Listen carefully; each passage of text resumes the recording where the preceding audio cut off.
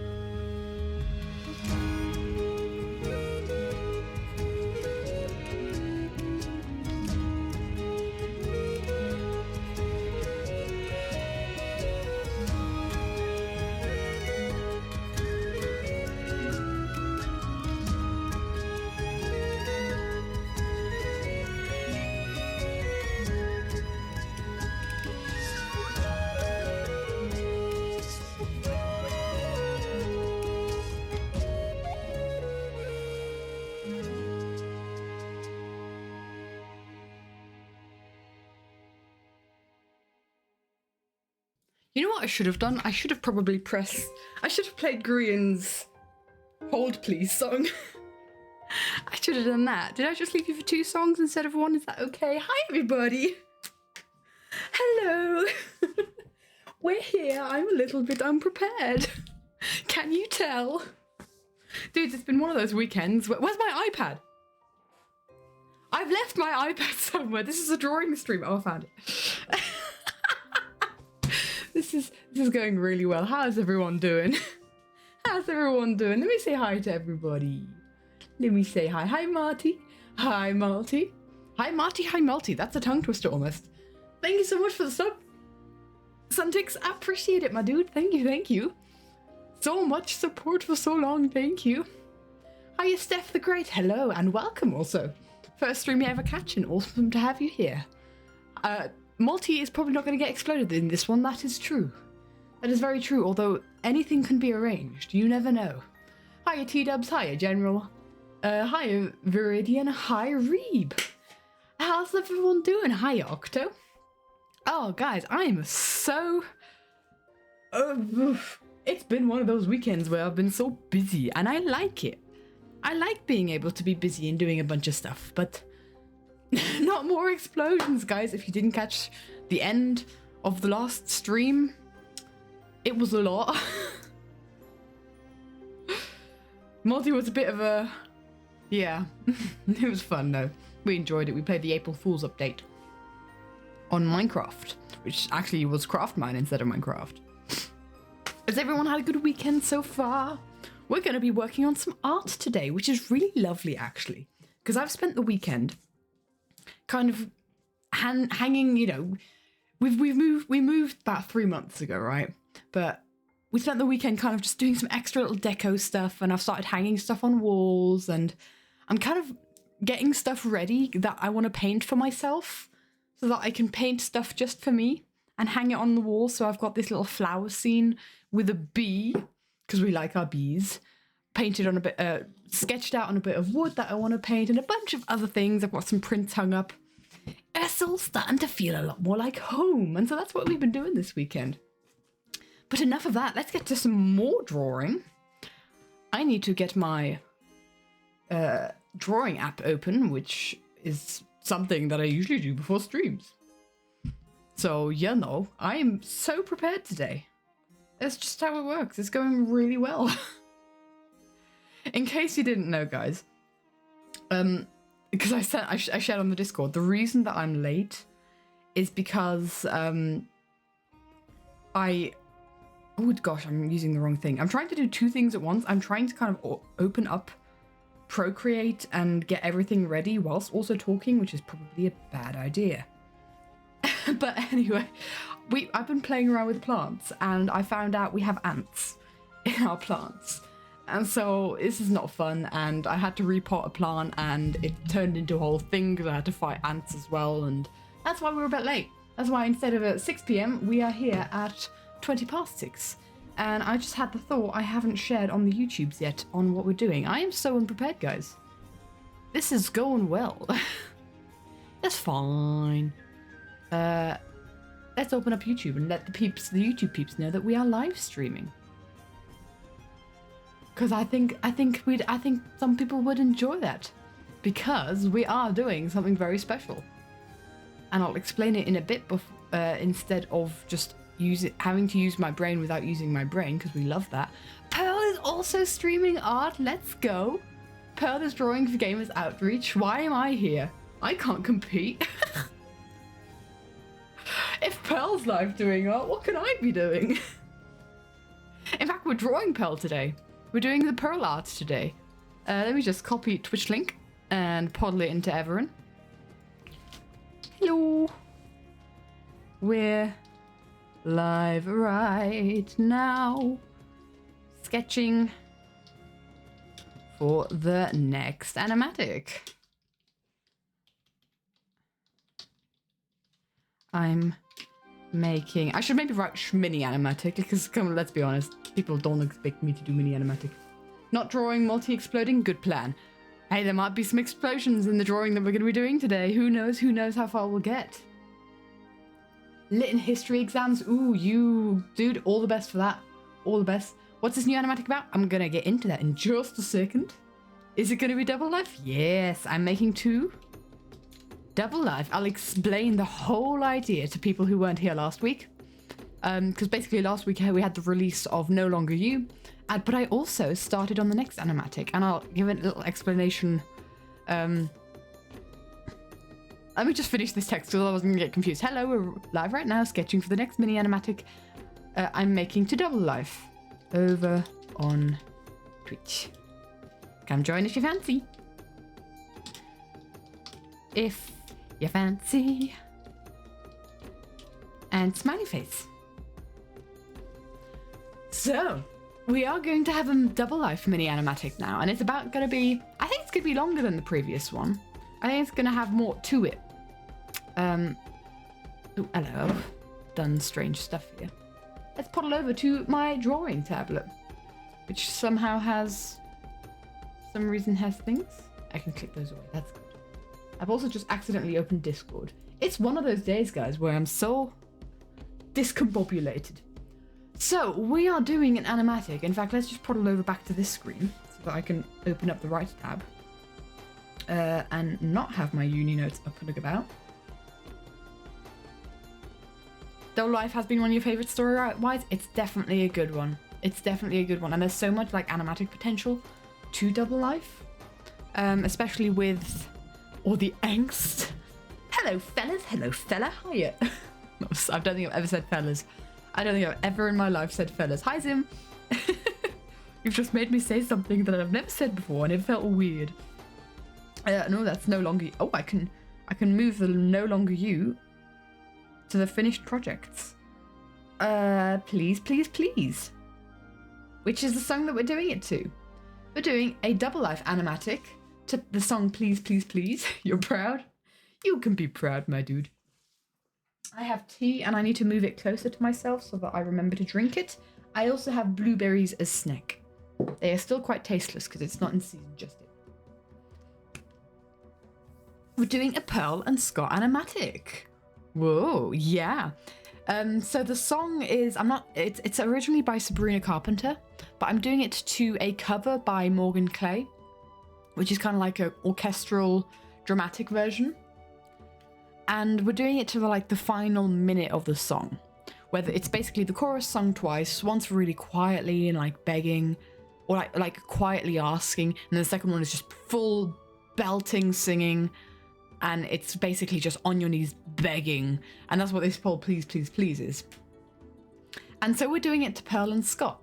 And last stream, I kind of, in case you missed it, in case you want to look back on it, I have created like a video highlight on Twitch to that.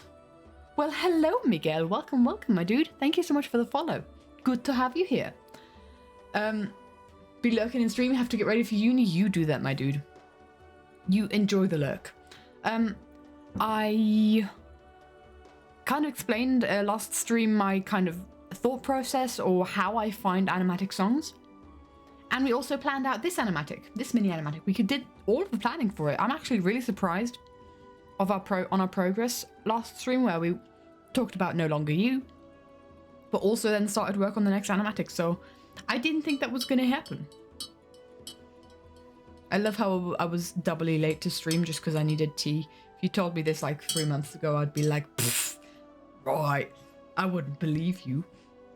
But let me explain to you, everybody, the way this animatic is going to work. Obviously, these streams don't really quite work for you if you don't want any spoilers for the animatic, because we're literally doing most of the progress on stream. I'm probably going to do some like line art drawing and some colouring off stream, but a lot of it's going to happen on stream. So if you don't want spoilers, I'm afraid maybe this stream series might not be for you.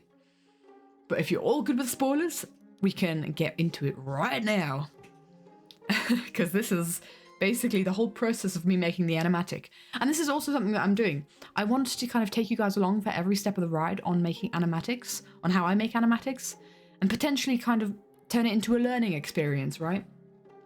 Make out of it what, I don't want to, I call it a tutorial because that's just the easiest way to call it, but I don't want it to be a way of like, this is how you have to make animatics. I want to phrase it in the sense of this is how I make animatics. And because I've gotten so many questions about it, instead of, individually answering all those questions, I feel like this stream series and me doing this animatic with you guys can kind of be an answer to those questions. So I want to take you guys along for every step of the journey that I possibly can. I'm going to have to see whether that's possible for the editing. But yeah, this is where we continue on. Hiya, Molly, how you doing? This is where we continue on with this. And let me just speak through what we planned last stream. And I'm not very good at singing this song because, oh my gosh, I listened back to myself singing it and it's really bad. So I'm debating maybe every now and again, like very sparingly, so I don't get copyrighted, playing the song and kind of explaining to you guys my thoughts behind it. So that you guys kind of have an idea as well. Like the song choice for the animatic, thank you. If you haven't heard it yet, the song Please Please Please by Morgan Clay, go listen to it. I'm critical of my singing on this for this one because it's just like there's so much emotion behind this song that I can't get across without like instruments behind me.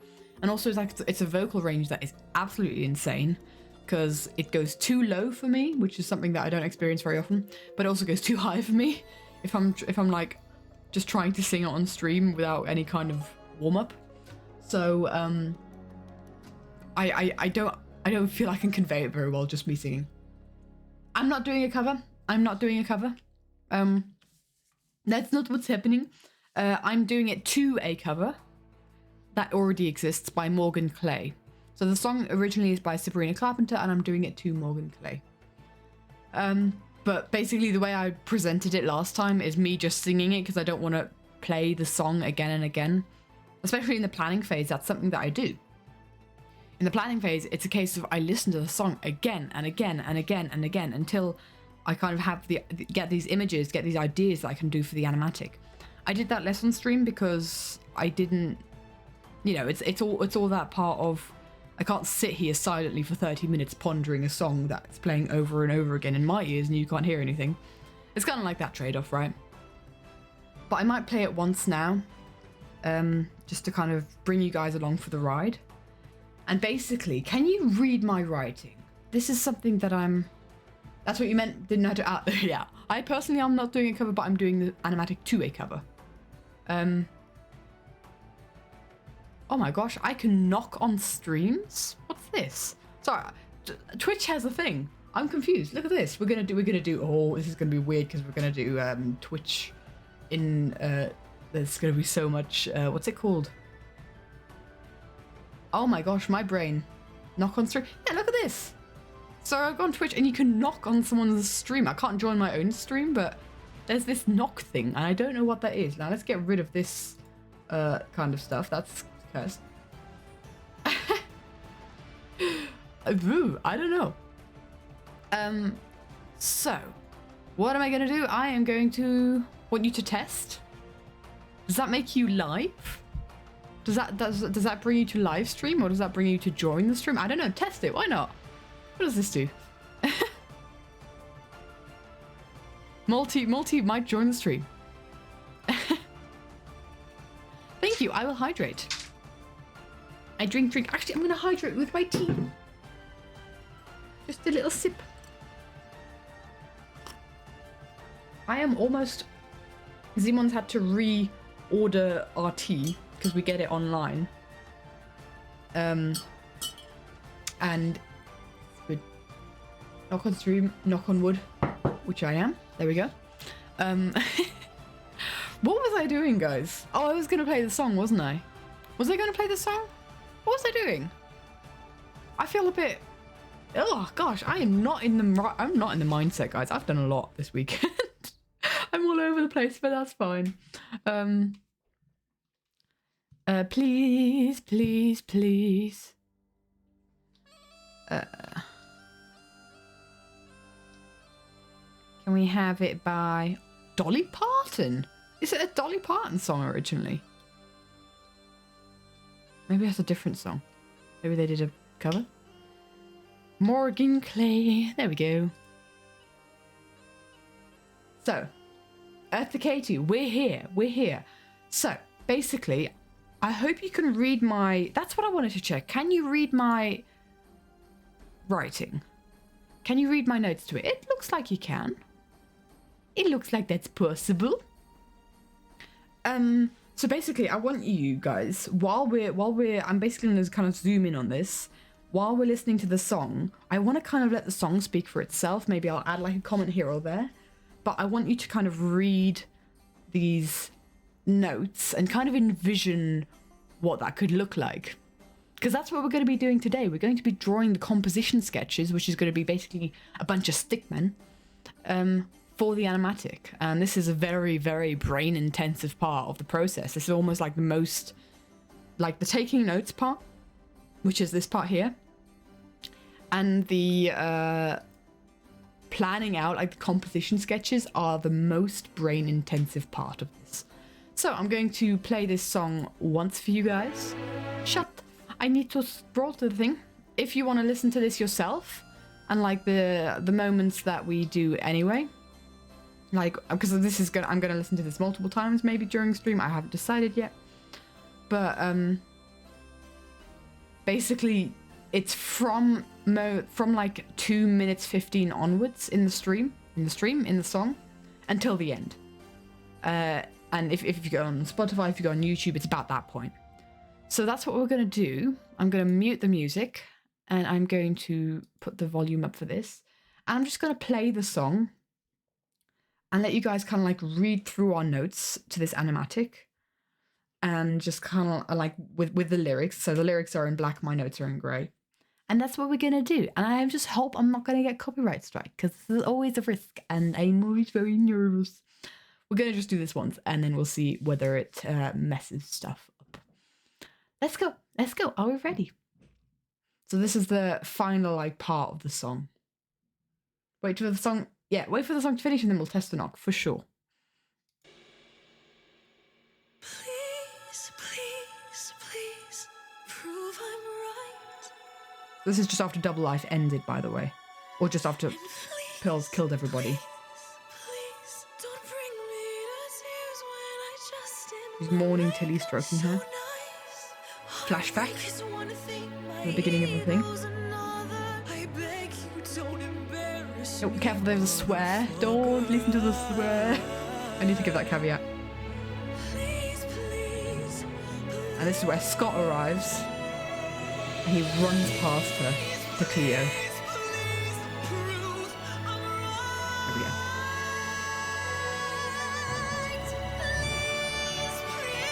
It's such a good anime. Yeah, I've seen it from TikTok and Instagram.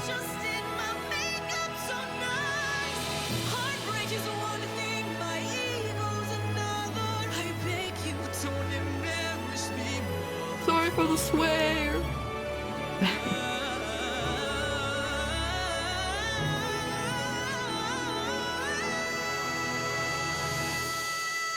Bright flash. Scott's dead. Pearl lands on Ash. And then realizes that she's won. That's what we're doing it to. Well, hello, Battles Puppet. Welcome, welcome, my dude. Thank you so much for the follow. It's good to have you here. This is what we're doing it to. Are we ready? Are we ready for this? Okay, in that case, let's get to drawing. Let's get to drawing. And this is going to be really interesting because I honestly have no idea how I'm going to do this on stream. Because it's such a brain intensive part. We're so ready. We are very ready. King Multi wants to collaborate. Oh, what would preview mean? What would preview be? Oh, so Multi, that means that you'd be going live. Dudes, we need to do this in future. So yeah, Multi's testing something. Yeah, we need to do this in future. Yeah, cancelled you join. Ah, that makes sense. Never enough. Oh yeah, absolutely. Reminds me of that too. Hey, we need to think. Yeah, we should do that for next mod stream for sure. Okay. Hiya, drawing guy. Hello, hello, my dude. Testing done. Test is done. You flee. Bye, Multi. Yes. Oh my gosh, I'm really wondering how in the world am I going to do this while commentating? Bean but make it astronaut. Welcome, my dude. Awesome username. Awesome. Hi. Maybe just to start off with, I should maybe go through my Procreate brushes. Lady Penrose, welcome, my dude. Thank you so much for the follow. So before we start any kind of drawing, I think it would be a good idea for me to go through the brushes that I use when drawing. Thanks, Multi. Thank you. Did a hydrate train happen? Not yet. You guys keep interrupting me while I'm trying to be productive. But honestly, not problem. This is a formal multi-raid. Very formal. Very formal. So did it just throw Multi into a thing? Need to hide from Multi? Is this a safe place? This is a very safe place. In fact, I am also wanted by the Multi Kingdom. So you're very safe here for sure. Hydrate, hydrate, hydrate. 1, 2, 3, 4, 5, 6, 7, 8, 9, 10, 11. Yep. No hydrates in a row, but I will... Oh my gosh! Flashy, you legend. You absolute legend. Let's go. Multi, you deserve it. Go for it. Let's go, let's go, let's go. I'm going to hydrate a couple times for the hydrates that we got. Had no time to react. You got to react next stream in that case. Oh my gosh, Flashy, how did you get that? How do we have the cursive text? Because that looks wacky on my on the screen, doesn't it? It is you were writing. Lol, hamster, you were amazing. Flashy and hamster. Ooh. Do slash me for that. Oh, interesting. I didn't know that.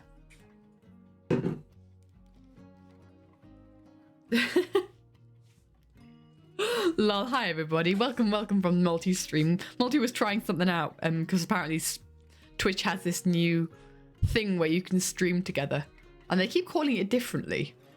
Oh, I was one of the people that was gifted a sub. Thank you so much. I just saw that. Hold on, I've just seen that on my things. Thank you. Thank you, Flashy. I was one of the people that got gifted a sub. Let's go. It's a chat. Oh, now everyone's doing it. Now everyone's doing it. Hi, everybody. Hi, Sam. Also, thing where streamers can share a chat.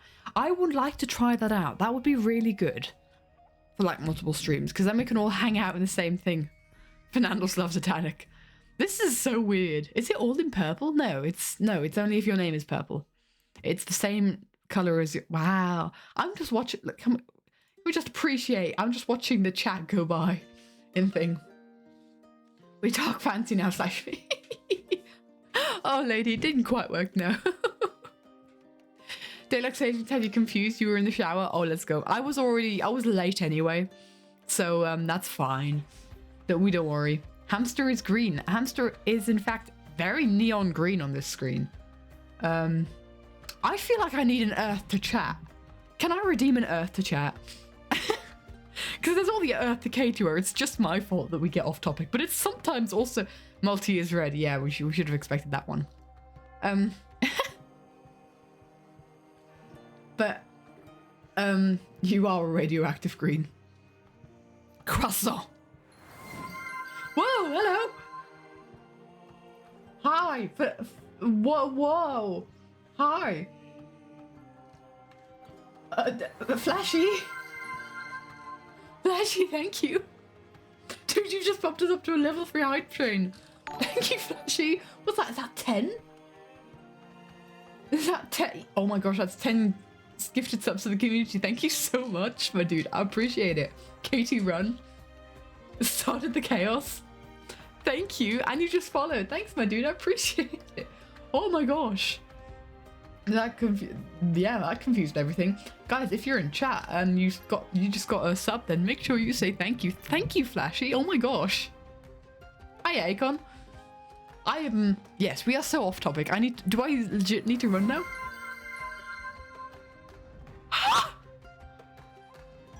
What? The heck? Hi. Holy crap. We have Peter all times.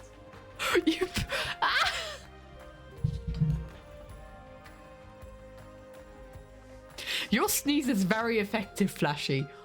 What? We're on a new record of almost a level 9 hype train. Flashy! What the heck? What the heck? That's 60 tier 1. Ah! And Fernando's just cheered 100 bits. Thank you. Thank you, Fernando. So worry. Oh my gosh, well, what? Sorry, I sneezed. It's a very wild. You broken me? I'm broken. I'm struggling. This is very yes. Ah! Thank you so much, anonymous user, for gifting 5 tier 1 subs. Green got one. Green got gifted a sub. Let's go. How? What the heck? We've got a level 10 hype train?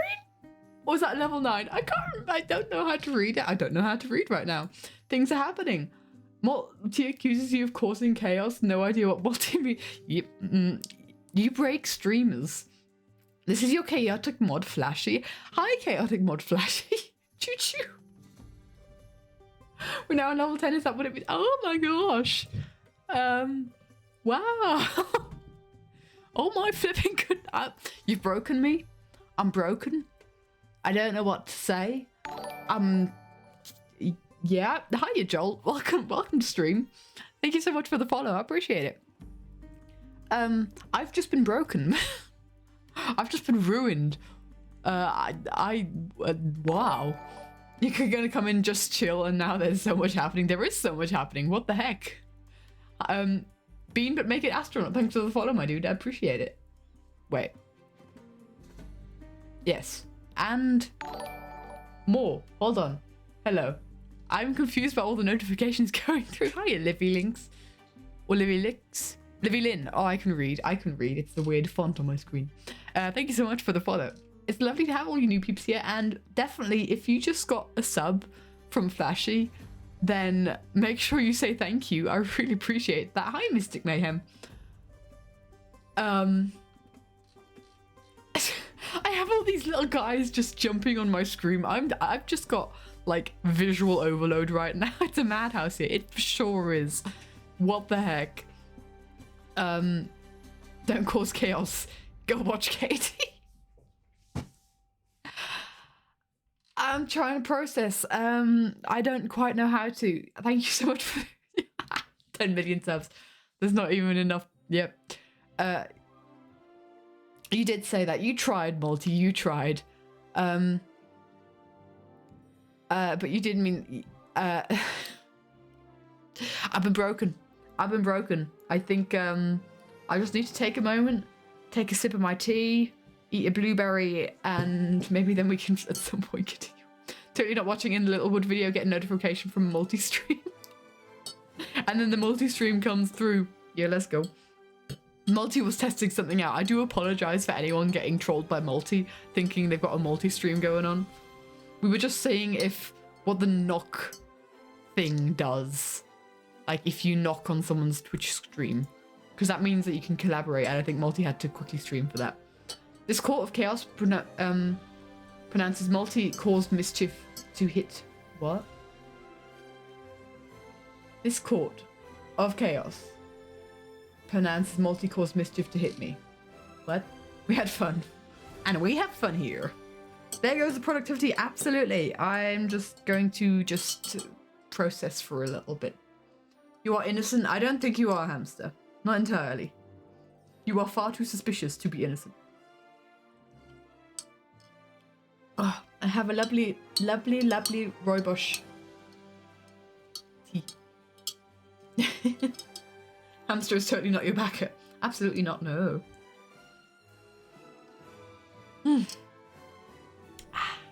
Nice tea. I have blueberries and chocolate covered pretzels. I hope you guys also have snacks. Yeah, right, Zim. Right. Okay, procrastinating again. Hi, it's Meanie. We are also procrastinating doing anything. Because I've just been broken. 35 minutes in and we have no drawing still. Yep. Yep. Only a couple of dozen. Yeah, absolutely. That's 5 dozen. That's 5 dozen. Definitely quite a few. Just noticed that you were gifted a sub, yeah.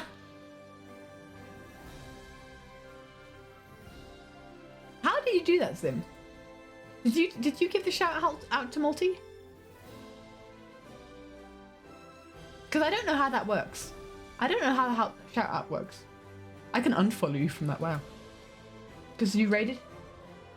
Yeah, for sure. We definitely need to shout out. We definitely need to... / shout out. I've tried that before and it hasn't worked. Oh, we got a hype chest. What does the hype chest have to say? We have some... we have some really flipping adorable emote. Look, it's a little cat. It's a little cat that goes boop boop. Wow. Right, drawing guy is trying to get us back on track. I am also wanting to get back on track, drawing guy, for sure. We definitely, yes. One thing you can raise about is how I do my anatomy stuff in the messy sketch phase. That is definitely something we're going to look at today. Not right now necessarily, but today definitely. Yeah.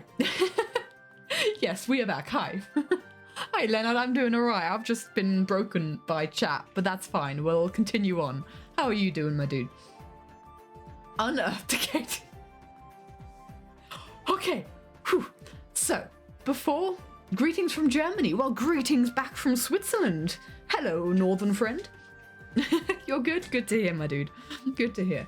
Stretch? I stretch. Right. Are we ready? For sure, Choo Choo. That is such a flipping adorable emote. I love that emote. And thank you for the follow, my dude. I appreciate it.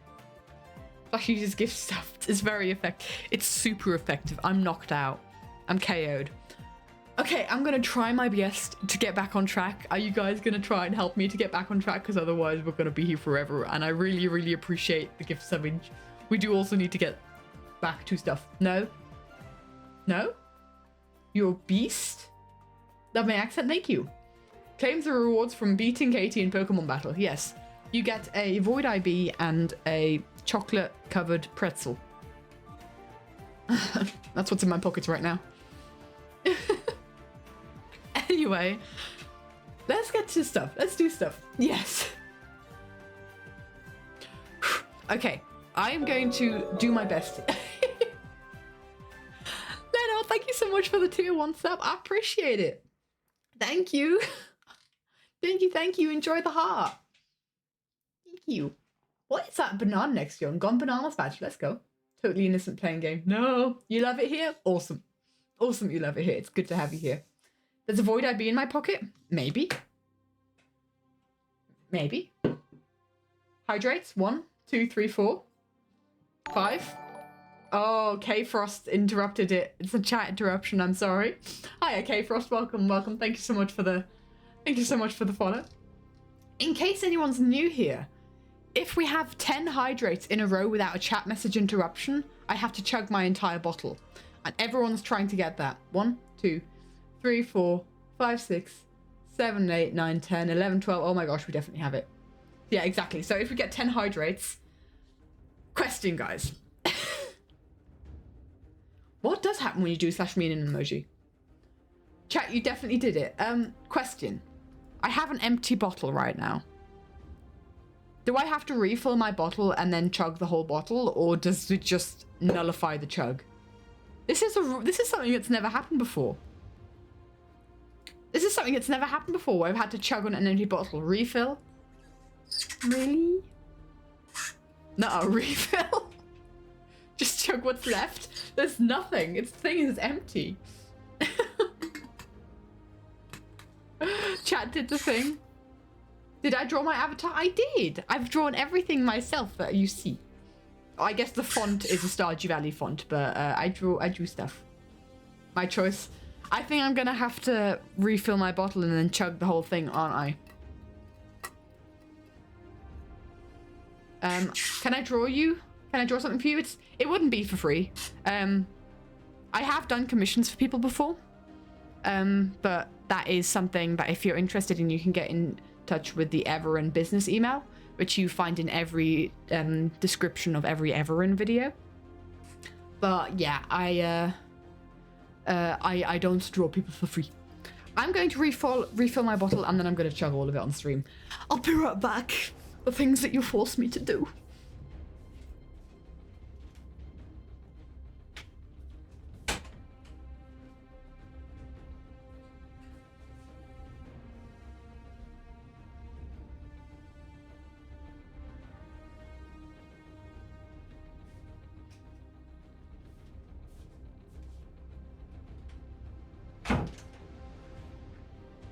To have forgotten to mute my microphone. Do you hear? Do you hear the creaky floorboards? Do we hear? It causes chaos? Yes, there's all so much chaos here. You are all so chaotic. Right. I am going to... Flashy! Whoa! No! What have we done? What the heck? Need to... 100 gift subs? Are you kidding me?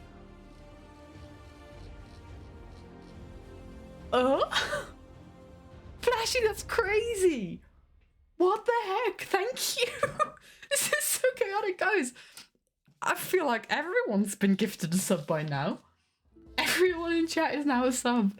Enjoy the sub. Take advantage of those emotes and definitely make sure you say thank you to Flashy. Flipping heck. Thank you for the sub. Just stopped by and left and got an email. You got a sub. Let's go, Falcon. Let's go. Flashy, you've broken me. I need to chug my water bottle, but I've also been broken. So, give me a sec. This is so much water, oh my gosh. Full bottle chug, let's go.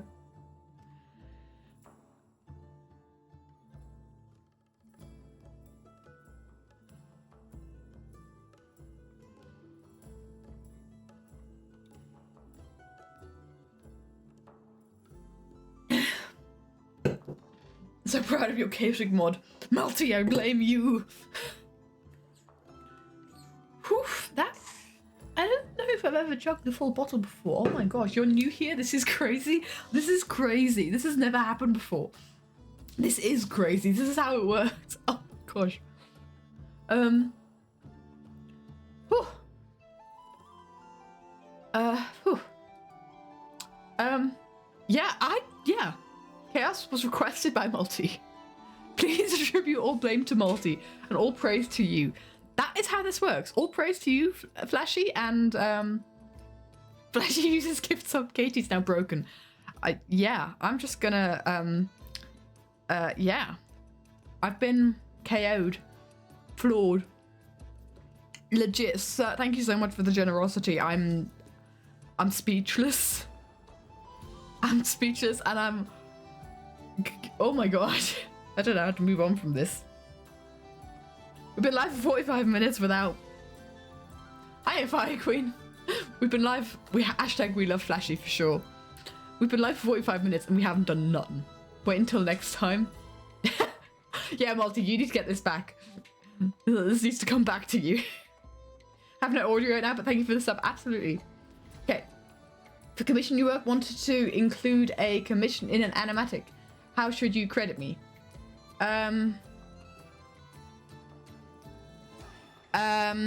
Dude, write me an email and we can figure it out later. I don't think I've ever gotten a question like that. I honestly don't know how to answer.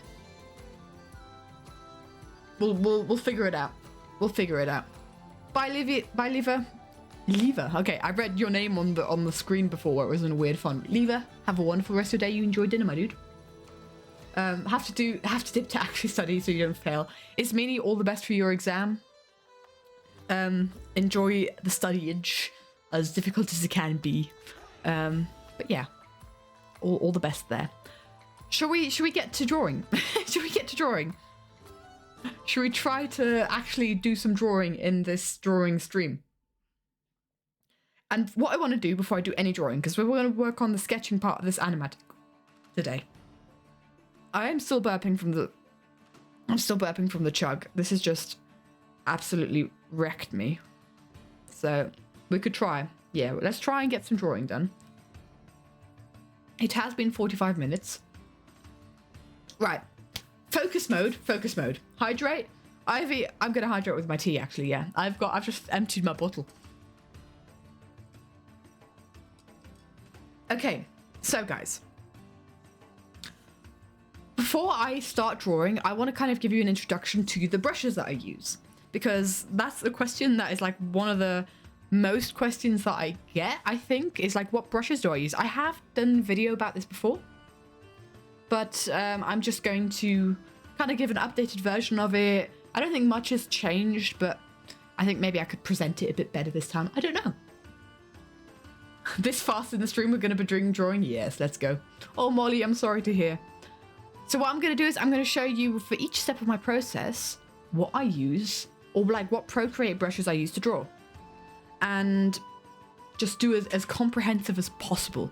If I miss a step, or if there's like specific brush from like a specific animatic frame that you're wondering what is that brush, then I'd love to tell you. So just ask me in chat. This is a dialogue. This is me kind of talking about my process, but you guys, if you have any specific questions, you'd be really helping the process and maybe asking questions that other people already have if you ask them in chat. And that's why I'm loving streaming this. This is fun. Hiya, Alice. Welcome, my dude. Thanks for the follow. What brush is my avatar holding? A Apple Pencil. This here, this right here is an Apple Pencil. And this is what I do. This is what I use to do my drawing. I use an Apple Pencil and an Apple iPad Pro. If you're very interested in the actual specs, it's a 10.5-inch, 1 terabyte iPad. So there we go. How much more for creators get paranoid every time the notification goes off? No more. Literally, I'm paranoid every time I see your message and your name in chat now, Flashy. I just drew an arrow pointing to an Apple Pencil using an Apple Pencil. Exactly. So, I have this nifty little folder here on Procreate called my go-to brushes. And going to your question, Alkama Cherry, what brush do I use for hair? There's not really like a specific brush for hair. It's like I have different brushes for different phases of drawing. So I have a brush for sketching and line art. I have a brush for coloring. I have a brush for rendering, or 2 brushes for rendering. And then there's many different brushes that I use for backgrounds and like effects, which we can also go into. Looks at the leaderboard. Flashy. Don't do this to me. So I'm going to start off like going bit by bit through my process and what I do. Maybe we can do like a little drawing as we do it, like a tiny little sketch, and we can do the whole process on what I use to these drawings with. You know what? I've just realized this is going to turn into something that's probably a bit longer than I anticipated. So I'm hoping we get to some actual drawing today and not just an example of my brushes that I use, but who knows? Who knows? It might be one of those days. Right, so whenever I start an animatic frame, I need to start like a composition. Like we're going to draw a face here. And I use, for this kind of sketching part, I use the default Procreate brush, the 6B pencil, which you can find in the sketching tab right here, the 6B pencil. If you're using Procreate, and it kind of like has this good texture. It's relatively smooth, but it's got some texture to it, and I really like that about it. And yeah, it makes coloring a faff because I have to manually color everything, but that's fine. So I use this for sketching, for like rough sketches, but I also use it for the line art. So let's say this is like the sketch, right? Apparently this person's a massive neck. So let's just kind of draw a character here. So that's like the sketch, and I also use it for the line art. This is going to be a very basic character. Who do we draw? Do we draw Mumbo? I feel like the facial structure is already very Mumbo-esque.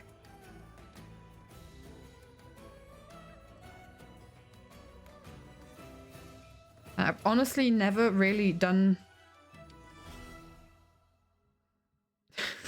This is not going to be great, guys. This is just going to be a little bit of line art.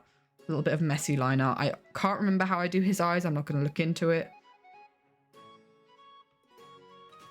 And if I'm sketching, so you can also on Procreate kind of change the you can change the brush that you use to erase with as well. And a lot of people recommend you erase with like the same brush that you're drawing with. Kind of keep that texture, which would be here, like the 6B pencil. But I actually, if I am doing the line art, I actually like to erase with this brush, which is called chalk. And I'll go into this brush chalk later. This is kind of like an edited brush from the, I think, drawing tab. Is it from the drawing tab? Or the calligraphy tab? Yeah, it's this brush here, chalk. But so this is the base brush. That's the eraser. Was it calligraphy tab? Yeah. It's this base brush, but I've kind of edited it to make it more opaque. So it basically is very... it's very... Oh, you switch... Mystic, no! I'm doing line art, you devil! How could you do this to me when I'm doing line art? Oh, Mystic, you are actually causing mayhem. Flippin' egg. Let me just quickly get my phone so I can set a timer for 5 minutes. I'll be right back. I can't believe you, Mystic.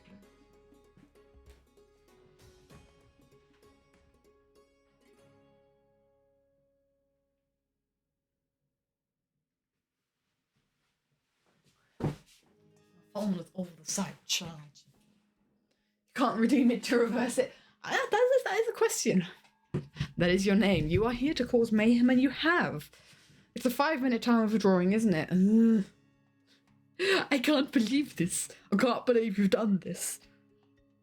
Oh, I accidentally set it to 3 minutes. Cancel. 5 minutes. Let's take my brush into my left hand. And sprechen Sie Deutsch. Ach du Santex, du nervst mich. In dem Fall.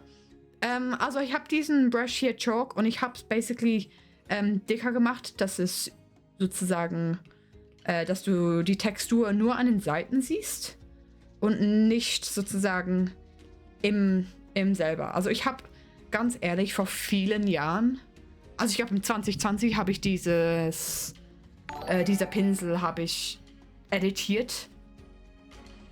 Nox Angel, thank you so much for following. Welcome, my dude. I appreciate it. Chaos und absolutes Chaos. Was ist Mayhem auf Deutsch? Sontix, weißt du das? Was ist Mayhem auf Deutsch? Das weiß ich gar nicht. Aber das ist basically der Grundpinsel und das ist die editierte Version hier. Ui, das ist ja aber mühsam mit der linken Hand. Meine Güte. Aber damit, das ist mein Hauptradierer. Damit tue ich eigentlich alles ausradieren. Weil es hat so an der Seite so eine schöne Textur. Weil das Wichtige ist, wenn du am Zeichnen bist. Ist auch einmal, also Chaos und Chaos, oder? Ja. Ich glaube, es hat nicht so einen separaten Namen. Wenn du jetzt so ein bisschen da die Seite ausradierst, weil ich liebe meine Textur. Ich liebe es, Textur zu haben. And that's already been over a minute. Okay, I'm back to English. Basically, to recap what I said, this is like the default chalk brush. And this is the chalk brush that I used, which has been edited to make it more opaque. But you still have like these nice textured edges. And these textured edges are important. Like this is what I use as an eraser. Because if I'm currently erasing with this brush. And it kind of adds like a nice textured edge to everything you erase. Because if I were to erase with the 6B pencil, then it still adds like, it still has like a background and it doesn't erase everything. It takes a lot more to erase it. Rather than if I use this chalk brush. There we go. It's a lot more streamlined. And now I need to try continuing the line art. How much time? I still have half the time left. Oh my gosh. I legit have no idea how I'm going to do the line art to this with my left hand, but we're going to try. It's just a sketch. We don't need to worry about it. It's fine. Eyebrows in here. This is fine. It's going really, really well.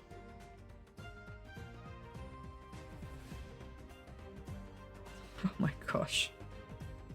This is so hard.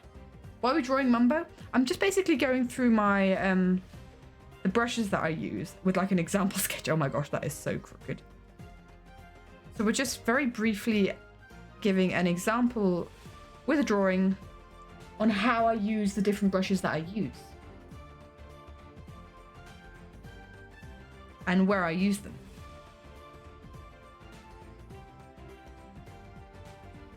Oh, I should not be really doing...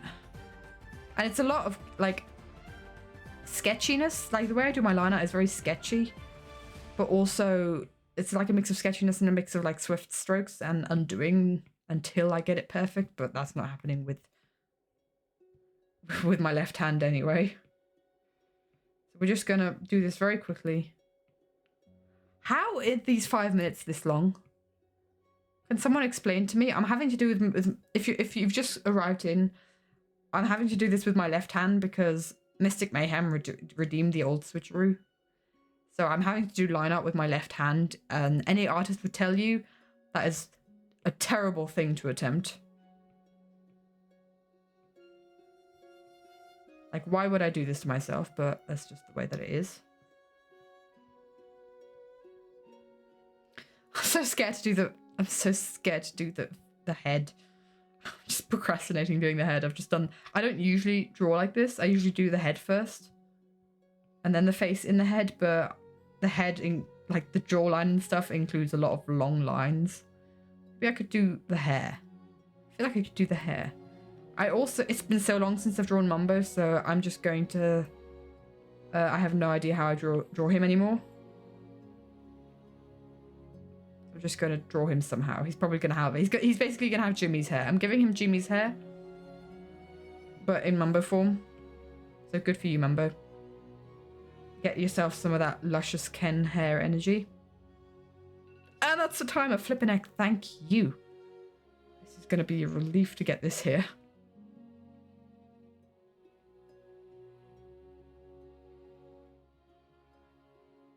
And this is not, I'm not trying to make this a perfect drawing, perfect line art. This is just some Jimmy, as a left-handed artist, you disagree, fair. But, can you draw well with your right hand? Right, his face is a bit, it's basically Jimmy with a mustache, actually. This has actually ended up being Jimmy with a mustache. So this is the line art phase. You know what, since this is supposed to be Mumbo, let's just give him a tie. So yeah, I use this brush, this 6B pencil, which is a completely default Procreate brush. I've done no editing to it. Just to do the sketching part, which is like the composition sketch, like get the face structure in, blah blah blah, and also the line art. So now that we've done that, we get rid of it. Mumbo has a slightly more intense face than Jimmy does, in your opinion. Particularly with the eyes when it comes to life series stuff. Yeah, thing is, when I'm drawing a character, I always have like a reference image of that character next to me. Mumbo's in Double Life. Yeah, this is a thing. Who's your favorite YouTuber? Solidarity Jumbo. I feel like I've missed a couple of chat messages. I apologize for that, but we'll move on for now. So we've done the sketching phase. I'll explain later why I sketch on a grey background and in white. I'll explain that in a bit. I won't do that now. This is focusing on the brushes. But once we've gotten to that phase, let us turn this blick.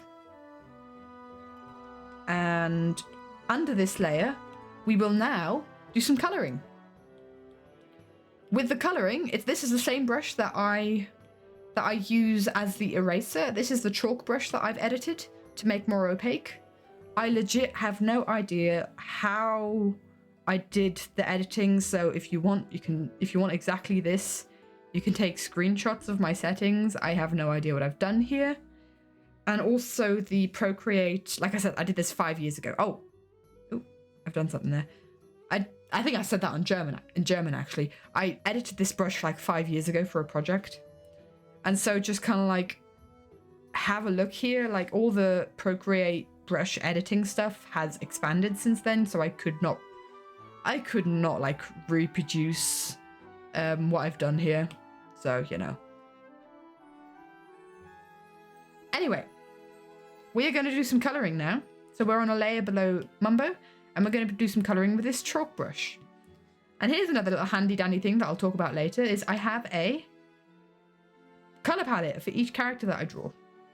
Or most characters I draw. So I'm just going to do like a base colour of Mumbo's skin tone here. with this, I'm not going to be too precise with this chalk color. And I like this one because it has that kind of rough edge. It's very opaque, so you don't see through it. So we've got like very thick color that has no like gaps in it and stuff. But it has this kind of textured edge, which works really well with the textured line art. Do I think in German? No, I think in English. English is my first language. And because if I were to take this pen, for instance, here, this is a very clean pen with a clean edge. It would look okay, but I'd have to be more precise with my coloring. Whereas like, because if you'd notice far easier if I accidentally miss like a spot here, right? Or if I don't color in the whole line art. You've kind of got a much softer edge between line art and color. And if I kind of like slightly go out the lines, that's also okay. It just adds a bit of easiness to the coloring part.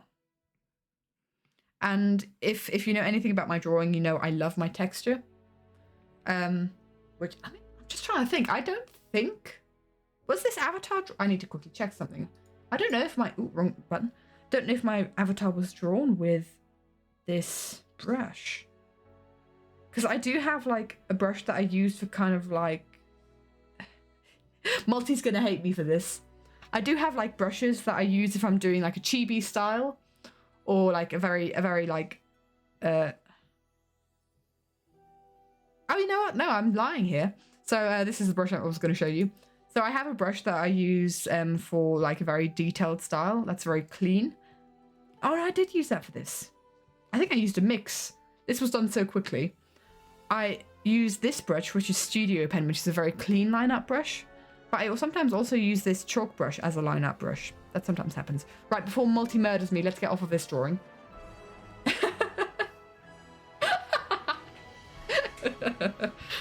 Sorry, this was just the first drawing that I saw to illustrate my point. I've lost Mumbo, by the way. Oh no, I found him again. Right. So yeah, that's kind of like also something that I do sometimes. If I'm doing more of a chibi style, I use either the chalk, this chalk pen, just to add a bit more texture as a... If you get here, get revenge for you. Just to add a bit more texture to the line art, but sometimes I do just want it really clean as well. And so this is a very clean brush. But I don't enjoy doing line art with this one because then I need to be a lot more precise with my line art. And some people like to do that, but not me. I like to be a little bit more loose with how I do stuff. For instance, this brush here. This brush is what I use to do the line art for the stained glass stuff. Off-topic question, what did I think of the Minecraft movie? Ask me again in a bit, because I'm ready to go off a rant on that. I want to kind of finish this brush part, but once I finish this brush part, I'm ready to go off on a real off-topic rant about the Minecraft movie, because I went to go see it yesterday with Simon and Crow. Because, oh my gosh. Since when are you subbed? Cucumber, hi, welcome. Flashy is the person that you can be thanking for that. They gifted everybody. They gifted everybody in chat earlier. And outside of chat. Green got a sub. It's just like, what the heck? I am just... Yeah, still speechless. So, basically, we now have a Mumbo base layer. And I always draw characters with this base layer. And I'll explain to you in a second why. Because all the colours that go on top of this base layer are now going to be done with a different brush. So this is the base layer colouring, and now the next bit of colouring is done with the Eagle Hawk. Innocent Flashy, so innocent. Hiya, Omelette. Welcome, my dude. So this Eagle Hawk is a brush that is in the drawing part. And this is the default brush. Ooh, hold on. I need to get on a layer that. This is the default brush. And this is like the slightly edited, like it's barely edited at all. It's just to make it slightly more opaque, I think. Was it to make it bigger? Let me just quickly check. I legit can't remember what I did to edit this, and I can't really see the difference now. But this is my main colouring brush. This is what I use to do my colouring. Looks like... to the folder of content creators that authenticate you being innocent. I don't believe you for a second. Thanks, Mystic Mayhem. I sit up straight. So, we are going to be doing colouring with a textured brush now. And so let's do the... Let's just colour them out briefly. And this gives a nice general texture to the whole thing. But what is also like a really cool light side effect of this is that some of like the skin tone shines through. And that makes it really cool because it makes the colour palette all a little bit more harmonious. Because it kind of like has a bit of... Because you all have this base colour of the skin tone.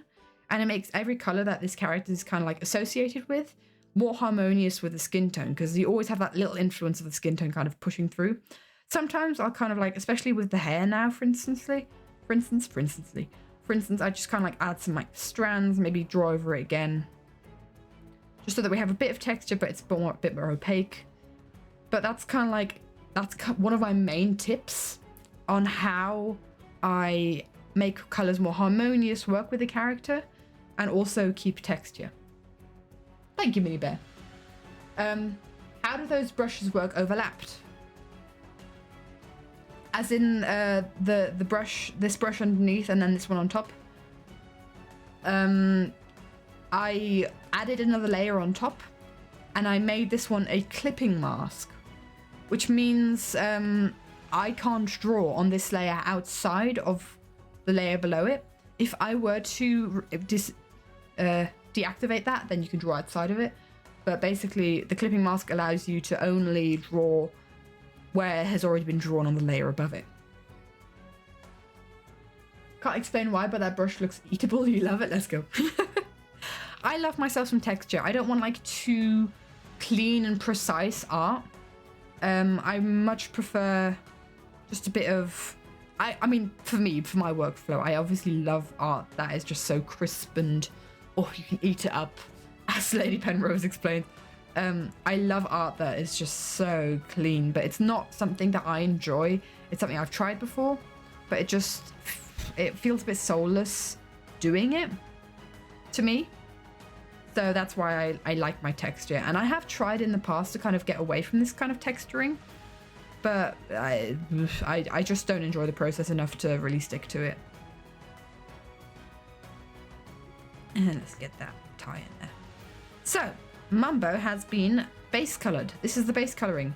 Now, always at this point, I go back, because he looks a bit sickly and pale now, doesn't he? And this is something that I always do, because our skin tones aren't just one colour. And because the skin tone hasn't got the texture like the hair and the clothes, because it's the base colour, brown hair Mumbo, I never use black. I never use exact black. Enjoy your dinner, Flashy.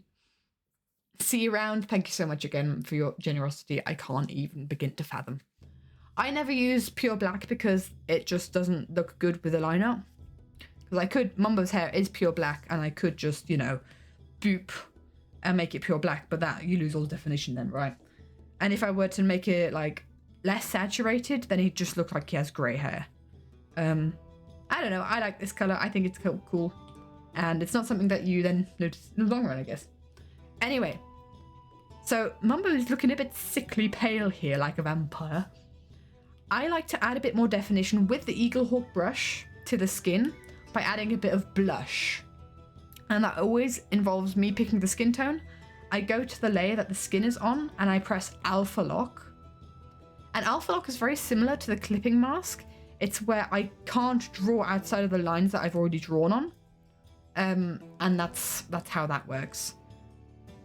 So I use Alpha Lock and I go to the Eaglehawk brush, pick the color, and I make it slightly more red on the color wheel. And I make it slightly more saturated and darker. Basically, I'm kind of going southeast, if you're thinking the color wheel is a compass. I'm kind of pointing southeast in the way that the color goes back and forth. Take the Eaglehawk and just do a bit of, add a bit of blush, add a bit of shading, a bit of definition. And like the eyes, on the bottom of the nose, on the eyelids. just where you think there'd be shadow, where there'd be like natural shading, like where the hairline meets, definitely like where the neck goes. And what you can do as well is kind of smudge it out with the smudge tool, get a more clean overlay. And that already, like, just that tiny bit just adds a lot to the character. Adds a lot of life. I do this a bit like more detailed, and I've actually started adding like a highlight bit as well, where I kind of go the opposite direction. Because I was influenced by Arcane. I've kind of started adding stuff like that, but we won't kind of go into that right now because I don't know how to teach it because I'm figuring out how it works myself. But yeah, that's my base coloring. Just add a bit more definition to the skin tone. It does a lot. It does a lot. Add a bit of blush to the nose and ears. Yeah, exactly. Right, now let's move on to the shading and the rendering. And you guessed it, we still are using the Eagle Hawk brush. This is one of my favorite brushes, I must say. The Arcane influence strikes again, for sure. And this is the brush that I use for shading, for smaller shading. So I have two brushes that I use for shading. I have Murilla, which is a default brush. I haven't edited it at all. I think this one's in the drawing section. Yeah, it's here in the drawing section on Procreate. Murilla is really good for like large scale shading, and because why not? Let's just add a bit of color to this background. Let's maybe make it like a nice light blue, purpley blue. Why not? And Murilla is always my background. Every single background that you see, apart from like maybe the odd like relatively textureless background, this is my background color. And so I always start with a base, and then it's just kind of like a case of shading it up, like pressing hard and then kind of like pressing lighter the higher up you go. I love how Mambo's now just a floating head. And this is how I do my shading.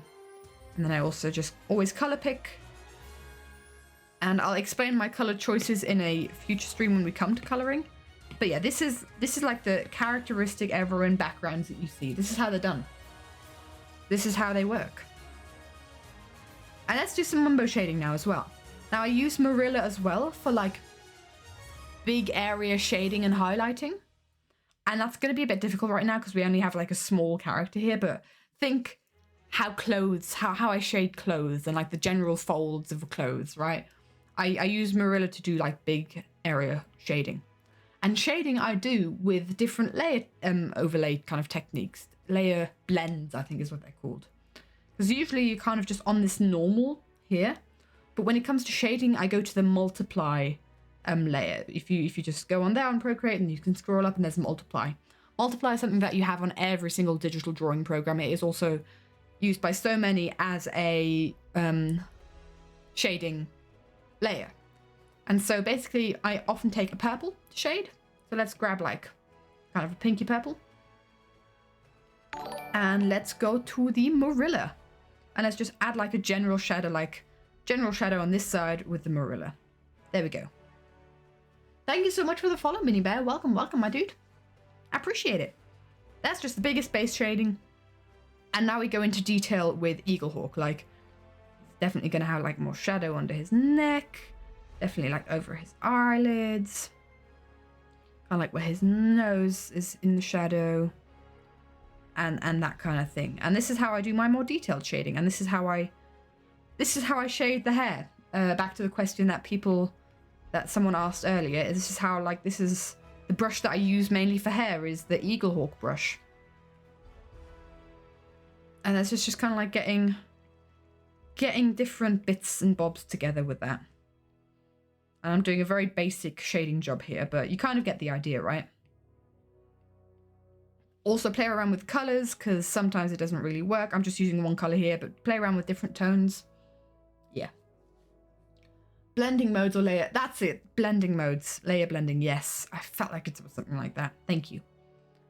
So there's a base shading, and something that I've only in the last couple of animatics started to do is between shading and highlights, I'm adding an overlay layer.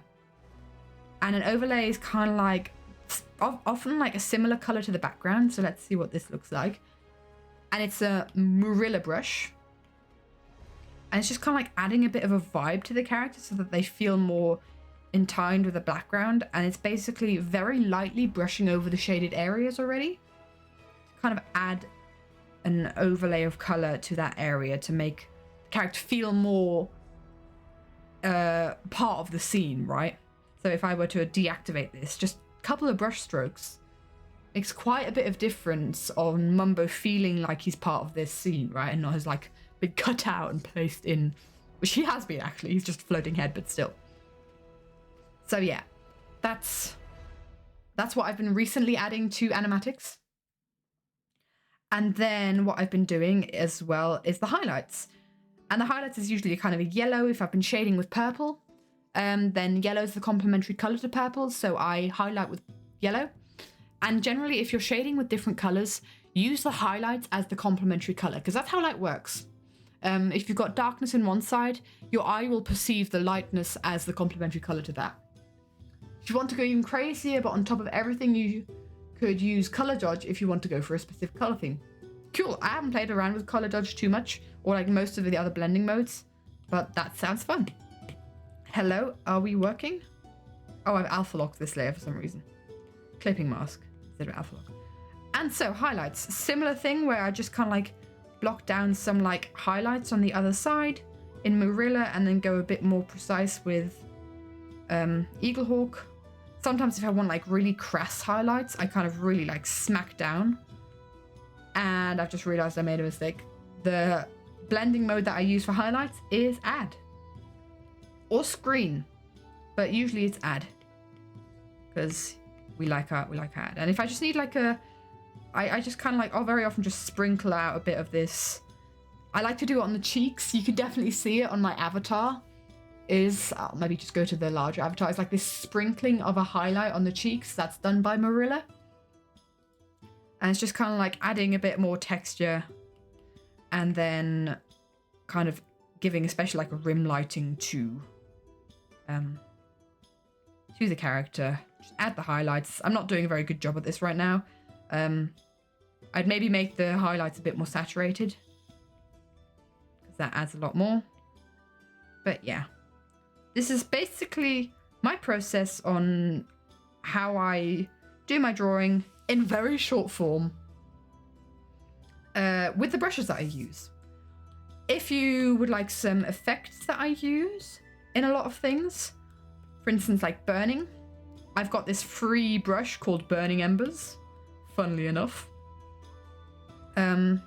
which is just literally burning embers that I can just play around with, or like little stars.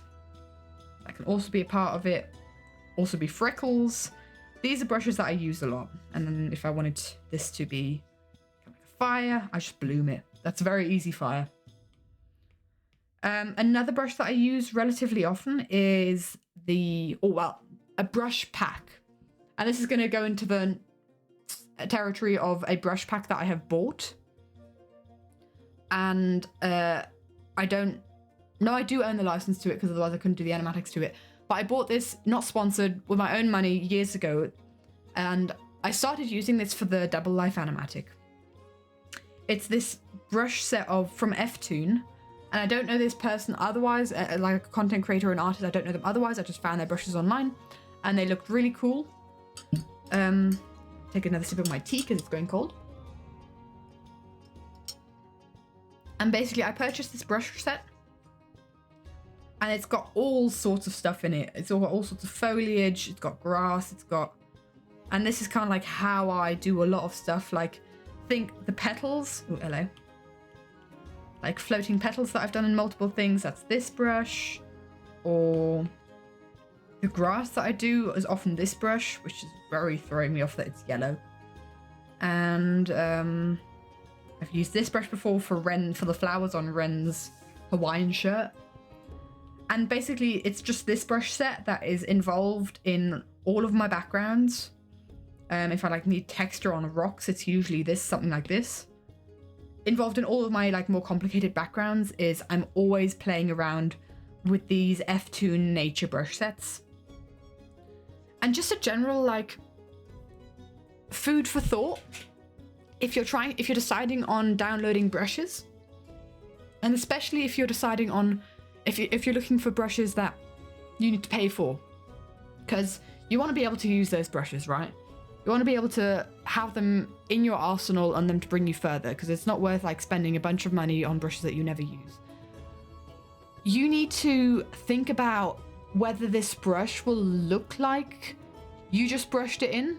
Sometimes that's what you're going for. Like I have stamps, for instance. I have brush stamps that just, yeah, I stamped that in. That's not something that I drew myself. That's kind of sometimes part of the style. That's how I did the flowers for the connected book cover. But you need to think, will this look like a brush if I add it into my drawing process, or will this look like, will it distract basically? Will it distract from the drawing itself because it's not part of the style at all? Or will it work because it works? Let me just try and find an example of like a scene where I used a bunch of these brushes. And this is something that I'm kind of like trying to figure out myself, how I want this to look and how I want kind of merge my style with these brushes and make it look good. I don't think I barely ever used any of these brushes for Feed the Machine. I'm going to be honest. There's a couple of like texture brushes that I used. Let's give this is an example. The Secret Keeper. Yeah, this is an example. So see how like the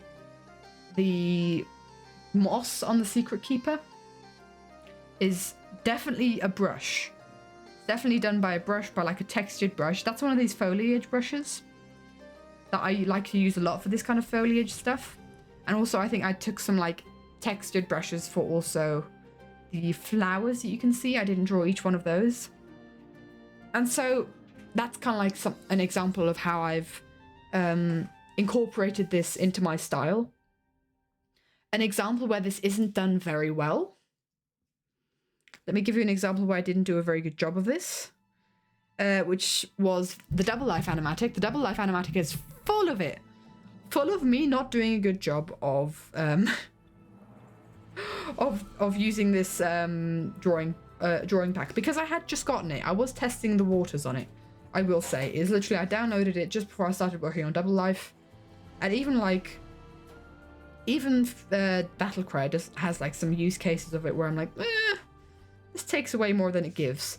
Classic example to me. This frame here, I used a bunch of leaf brushes in here, and it's just not really part of my style. It's very clean edges, and kind of like I dabbled. I like the effect that it gives. I objectively am a fan of how this looks, but it doesn't fit my style. And so that's not a brush that I would use a lot. Or if I were to use that brush, I'd kind of smudge it a bit with the Marilla brush. That's also something that you can do. If you have like a brush like this that has got such clean lines, then you can smudge it a bit with a brush that you already use to just keep a bit of consistency, a bit of cohesion in your drawing. Because if you have all these different textures, then it just gets a bit messy, and you just don't really understand. I mean, obviously you can tell I was a huge fan of these leaves in this animatic, but it kind of takes you out of it a bit. This is another example. Oh, actually, this is an example of it. These reeds in the background that are supposed to resemble wheat. That is not something that really works with my style. I think it's okay because it's so far in the background. But yeah, it's not something that I ever have used since, and it's just a bit too much vegetation for what I use stuff for. Like even these tree trunks. It's just fitted well with the lighting behind Tango here though. It's a case of how it fits and how cohesive it feels with the art style. Because as like a juxtaposition, I think a case where I used it pretty well. Just find it. And I feel like you guys must be so sick of me showing this image. But let me just give you an example of where I feel like I did a pretty good job. And just also because I I need to show more love to this frame because I still really, really love this frame. This is probably one of the favorite things that I've drawn, as I am coming to realize. Hi, Mango. Hello, hello. Like all those examples, I did quite well in all of those. It's just for me, and I'm not. This is all stuff where I'm not trying to like force any tips on anyone. This is just how I see it and how I kind of critically analyzed my art and improved. And that's not me that's not me dunking on how I did it or anyone who does it similarly. Hiya, a crazy wolf. Welcome, my dude. Thank you so much for the follow. It's good to have you here. This is not me being critical of other people who do it. This is just me self-analyzing my style on how I want to improve and how I think I could do better. And I think a cohesion in drawing is a big step. So let me give you guys an example of how I think I did a good job. It's this frame again. Woo! Welcome back, generally. Welcome back, General. Did not burn the house down cooking. Congrats. So this drawing here has a bunch of brushes. Flower husbands. Yeah, we love this frame. I love this frame. This has a bunch of brushes, but it also has a bunch of just my drawing style in it, right? Let me give you some examples. All this grass here, this is brushes. You can, if you zoom in, you can see like also like clover mixed in there. All these flowers are brushes, and if you zoom in, then you can see the faults. Like this is a floating flower here. You can see the faults in it if you zoom in, but no one's gonna zoom in that far. And even like these poppies here, like I drew like the little circles on in the center there, but this was a textured brush, and even like the texture on the ground here and the texture in the in the mountains. These are all, and obviously these flowers, I showed you these floating flowers just now. These are all brushes from this brush pack that I was talking about, the F-Toon brush pack that I purchased. Again, not sponsored. I think it's really good. And also, like, you see these little tufts of grass and all sorts of things like that. I think this was a good use of these brushes in my style. And I thought it was a good way to incorporate it into my style. That's kind of like an example of how I think it's executed well. And after years of like working with this pack, I've kind of learned how to use it. And I think you can really use it to your advantage. If you take like the detail of that frame and compare it to the detail of, because this is a frame that I was going to use as an example. This is a very different type of frame where it's a landscape, but I barely used any brushes to help me with it. This is a lot of like self-texturing, or if anything, texturing with Marilla and Eaglehawk, like I was talking about before. There's very few brushes used here. And I will say, arson.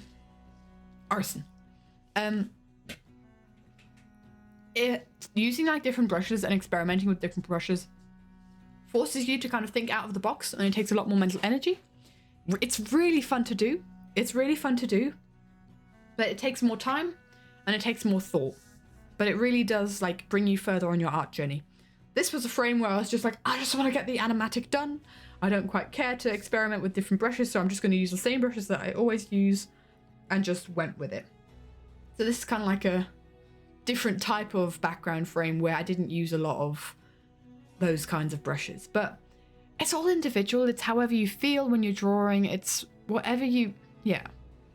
It's whatever you think works for the moment and whatever you enjoy doing.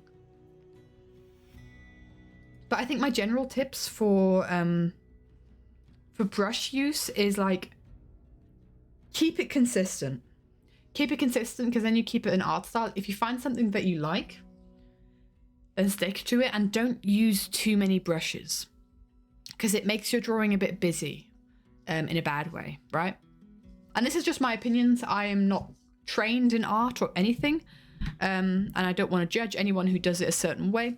This is just how, in my experience of drawing and making animatics, definitely making animatics for the past 5 years, but drawing for the past 10 years plus, this has been like digital drawing. This has been my experience. And maybe you do it completely different, and that's totally okay. This is just how it works for my style. And yeah, let's go. I'm going to take a little interlude to take another sip of tea and a couple more blueberries. And also pop to the loo because you guys have made me chug. So I'm going to plonk you guys on this screen. And I'm going to pop to the toilet. And after we've done that, we can actually start drawing. That's all the brushes that I use. There you go. Now you know. And if there's any more brushes, or like a brush from a specific scene, animatic frame, that you'd love, like a little area that you want to know what brush that is, then I can tell you. But I will say, one single brush is not going to make your art. It's how you use it, where you use it, but you also need to induce your style into it, right? You can't just sit there and be like, I've got all the professional brushes in the world and be a professional artist. It's how you use them that really makes a difference. So you could use like the exact same brushes that I have and have a completely different style.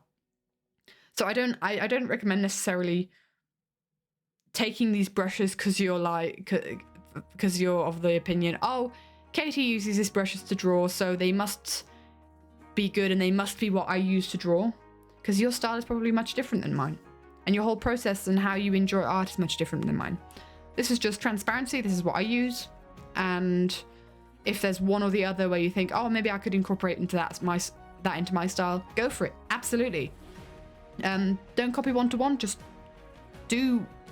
because you're limiting yourself by doing that. Do what makes you happy in that sense and take inspiration and yeah. I don't know where I was going to go with this, but I had an end point for this, but the thoughts out my brain. Basically, take these as tools in your arsenal, but don't take them as the only tools in your arsenal, if that makes sense. Get inspiration from everywhere, and don't think that you have to do it the exact same way that I do it. Use your own style, use your own twist on it, and it'll be 10,000 times better than if you just try to copy a different artist. Right, I'm popping to the loop, be right back.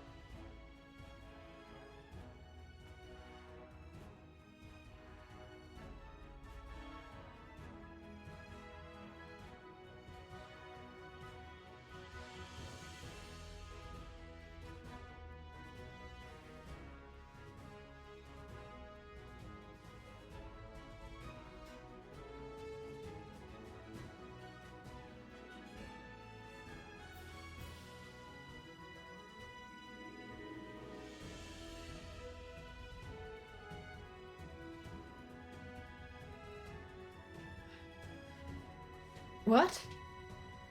Is that my mango? Hello? You just use a whole bunch of default brushes with the settings mixed around. Oh, that sounds fun. Who are you?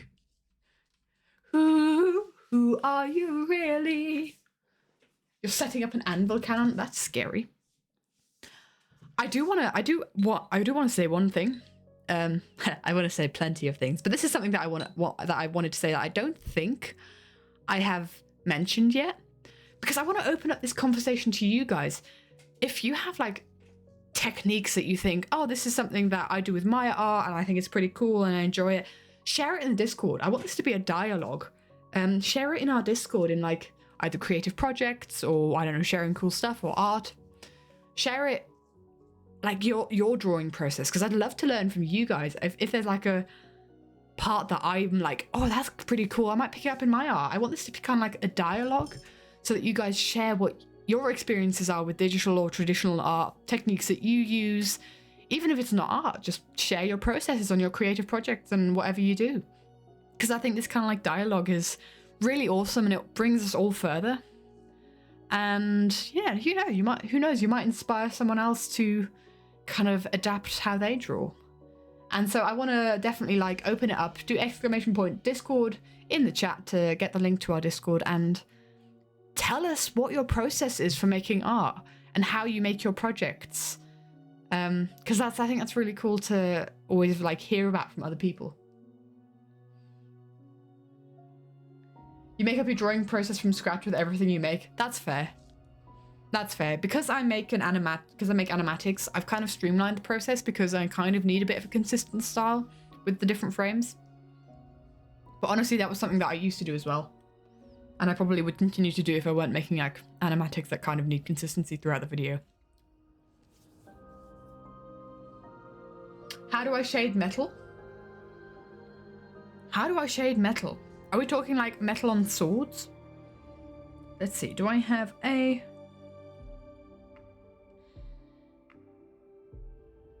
Do you have an example in your brain of like a frame where I use metal that I shaded in a particular way?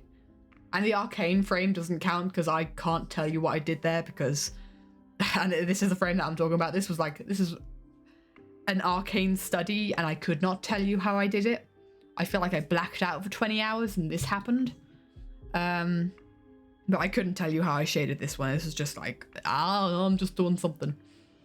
But I'm just kind of like scrolling myself. Where have I got metal? I don't think I have a specific way that I shade metal. It's just the same way that I shade everything else.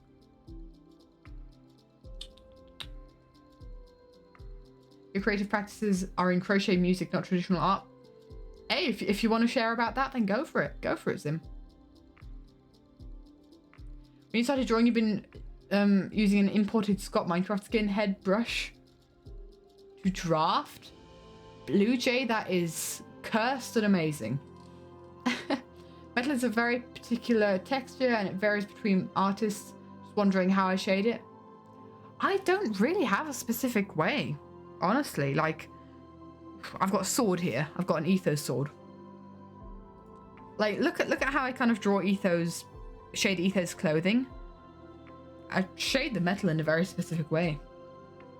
So, I don't shade metal in a very specific way. It's just a case of like, oh, this is probably where the shadow is. If I were to do this again, let me just get rid of all these layers. So if I were to select. Boop. So let's see.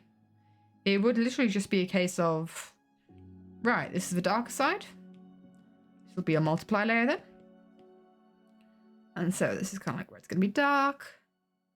And then let's say the light's coming from the other side. It's probably a bit too light of purple. Nicer.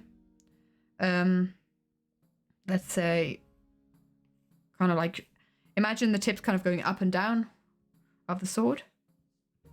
This is kind of like how I guess I shade it. Maybe I should use the Marilla first.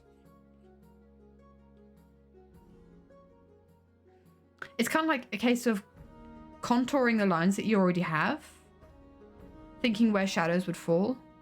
But I don't really have a specific way to shade metal. Maybe that's something that I could look into. Because I know metal has like specific gleams. Like if someone else were to shade this metal, I'm sure they'd maybe add like a shine here, right? Like a sharp edge of a shine. Only it would be an add layer and not just a normal layer. Something like that, right? But if it were me, it's just a case of, yeah, that's approximately where the shadows are. This is approximately where the highlights would be. Especially with metal, I'm very like sparse on the highlights or not very detailed. But something like that. very high contrast. Yeah, I don't really do metal like that because I'm always concerned that it'll kind of take you out of it. I think the most detailed metal I ever did, see if I can find this drawing. I think the most detailed metal I ever kind of made was I can't find it. Oh, there it is. Was the redraw of the Who Are You Really animatic thumbnail. And honestly, with this one, it's the same, where it's just like, yeah, think where there are shadows, think where there are highlights. I obviously have like the interesting like reflection in here, but I've never done that on anything else before. So if we just imagine that away, there's pretty sharp highlights in here. But this was like the main feature of a thing. I don't overthink. I feel like a couple of people haven't seen this drawing yet. I did a whole series where I redrew a couple of frames from the Everybody Wants to Rule the World and Who Are You Really animatic. Oh, wrong button, sorry. Did people miss? I did this one. I did the Mumbo End Crystal. I did the, oh, that's wrong. That's the wrong thing. Where's the rest of it? Oh yeah, there we go. I did the Tango being angry. And I did the Cleo burning the fire fort. I also saw a question of how I do hair. And that might be... is that worth going into? I'm just wondering if I go into it now, if I go into it while rendering. Because dude, I promised you guys, we've been drawing for an hour and I have done no composition sketches yet, which is what I promised you on this stream. How do I do hair? I'll tell you what. Who asked that question? Cherry. When I am getting to the part of like rendering some drawings, come back and ask me then. Is that all right? Come back and ask me that question when we're at that part of the process. And generally, like, I probably should have done that for the metal question, but if it's like a specific thing, like how do I shade this? How do I shade that? Let's just wait until I get to the thing process. I will write it down briefly so that I actually like go into that specifically. Where's my pencil? I put my pencil, I cleaned up my desk. And now I know where nothing is. Where's my pencil? How do I share... Oh, I've done that part. How I make hair. How I do hair. And it could be also part of like the sketching process as well, how I draw characters' hair as well. Because I think that's something that, especially when you're starting out and finding your style, that's something that a lot of people struggle with or try to kind of get very distinct, you know, the typical spiky anime hairstyles, right? I found that very difficult at the start to get a grips with and how to do hair. So I'm very happy. I'll be very happy to go into that in more detail on how I kind of go about creating hair on characters. But we'll do it then, right? Should we do it then? So, I'm eating another pretzel covered in chocolate.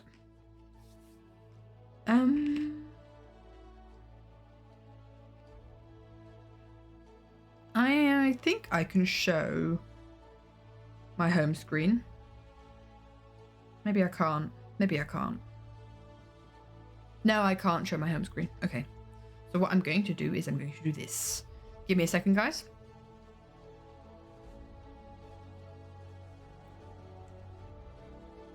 I'm going to create a new folder for this animatic. Let's get to the sketching part, the composition sketch part. Boop. Are we ready? Are we ready?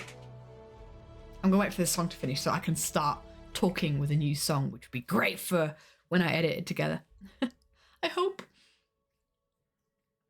So, let's get on to the sketching part. We have planned out we've chosen our song. We have planned out the animatic in writing. And now this is basically the quote-unquote thumbnail stage for me, where I'm just really jotting down ideas on how I want these frames to look. And this is really messy composition. I might edit this into a shorter video, yes. Who knows? I'm just trying to give myself that option. Whether I'll have the time and energy to do it, I don't know. But we'll see. So this is the part where this is going to get a bit chaotic. Because this is where the stickmen come out. This is where we have stickmen. Because the whole idea of this process, and I think this is a process, this is a part of the process, like the first sketches that you do can be probably the most daunting part of the process to a lot of people. Getting that idea on paper, like visually, how the stuff is going to look, how the characters are going to be positioned, all that jazz. I at least find this a very daunting part of the process. And so I kind of want to make this kind of hopefully be encouraging to people to show, don't overthink it, just go for it. Don't get stuck in the details. That's also something that I've heard people do, is they finish one frame from A to Z before they move on to the next frame, which you can do, but the likelihood that you're going to finish your project is a lot lower, I feel, than if you were to take it step by step, where it's like, we're first going to plan out the entire animatic, then we're going to do the entire line art for it. And okay, I don't stick to that part either, where I do the entire line art for the entire animatic. Sometimes I need a break from line art and just start coloring, but you can't skip to the fun process of one frame before you finish the difficult process of a bunch of other frames. Because then otherwise your mind will kind of be happy in that fun process. I mean, who knows? Maybe you like the composition part, but I personally love the coloring and the rendering part. If I like let myself sit in that comfortable space of coloring and rendering, I don't want to go back to the sketch part. And then I've lost inspiration and motivation for the project. I've done this a couple times and it's just kind of like bit me in the backside afterwards. You will see why this part is never on stream. Yes. This is kind of like, this is a brain aching part. This takes a lot of brain power, and it's usually something that I do in like the half an hour before I go to sleep, because I don't overthink it then. And I don't want you to overthink this process. Just go for it. Because I want this to be a very like, I want this to be a very freeing part of it, where don't overthink it, just go for it. Because the blank page, like look at this. The blank page is really flipping daunting. And even if you just have a stick figure, then that's better than nothing. You've got something on the page and you've got something to work off of. And so the fear of the blank page can get really big for me as well. And just, it's one of those things where it's like you don't get stuck on just one frame and then you're paralyzed and you can't move on. And this is just, this kind of process has really helped me plan out these animatics and then find the motivation to really turn them into like fully fledged and rendered colored drawings. So yeah, this is my process. We have them in a folder here, and it's mainly just because I don't want to show you the rest of my outside folders. But basically, this is how I start. And this is also some technical details in case you're asking about the specs of like my screen size, my frames, and how like the format that I use for animatics. So basically I have on Procreate, you can add your own like canvas sizes. And I have this canvas size called animatic. And this is the pixel size that you want for a 1080p screen, which most people will be watching it on. And so you've got the width, which is 5,342, and the height is 3,000 pixels. And that will then, depending on your RAM of your device, give you the amount of layers that you can do. And so this is the dimensions. I think I've changed everything out of everything else's general settings. Yeah. So this is the custom canvas that I use. And I click on it. And you might already tell that the background is grey. And this is another thing of that quote unquote fear of the blank page. I never draw on white. I do when I'm drawing traditionally, but that's usually that. Out of curiosity, why those dimensions? That's the pixel size of most monitors. I mean, I decided on that years ago. I've had that since Who Are You Really? So maybe monitors have improved in quality since then.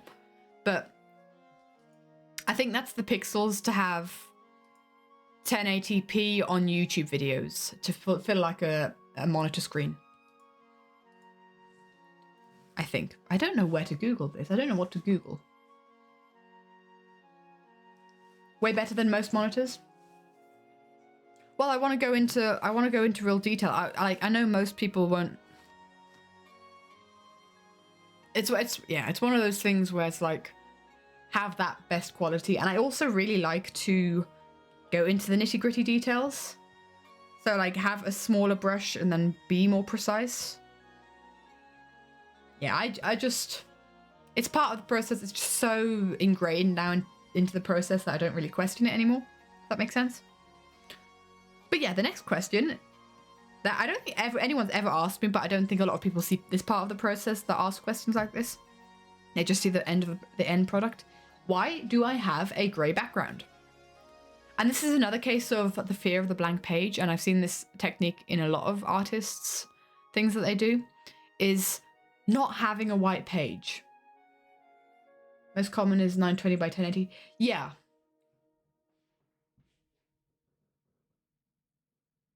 Yeah, but that's at least like it's the same dimensions, but just really zoomed in. Hiya, Metroid. Yeah, a lot more pixels. It ensures good quality. I saw this in a video years ago, or like in a Reddit post or something, and I adopted it, and I thought, yeah, that works pretty well, and I haven't questioned it since, basically. So, I have a grey background because I feel quite paralyzed by a white background. It feels so stark. Could you say? Because I'm just like, I have this feeling of it having to be perfect. What's the exact number I use again?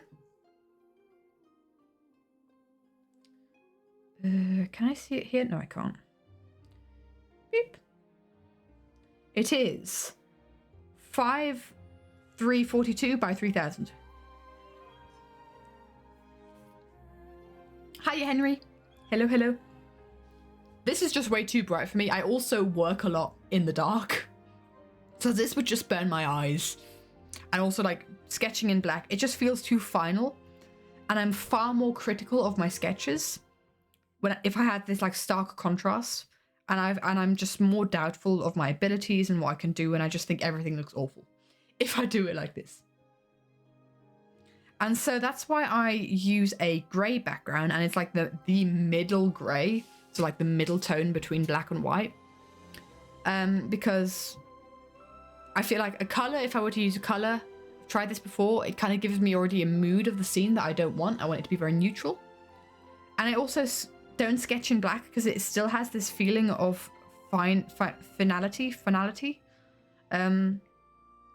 that I don't like, where I'm far too critical of my art. And the whole thing with the composition sketch phase is just get something down and don't judge it. Just do something.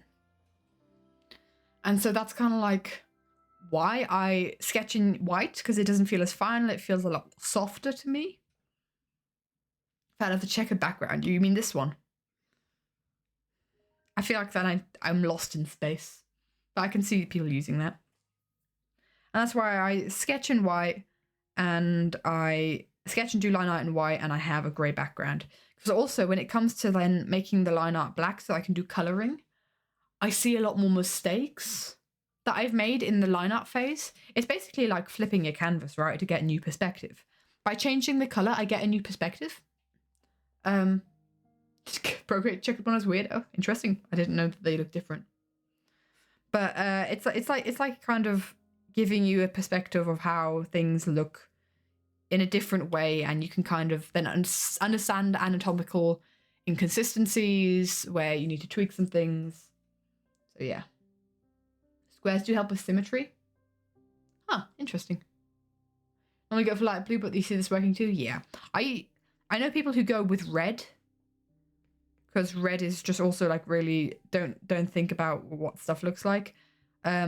but I don't want like a color to influence the mood of the piece kind of thing.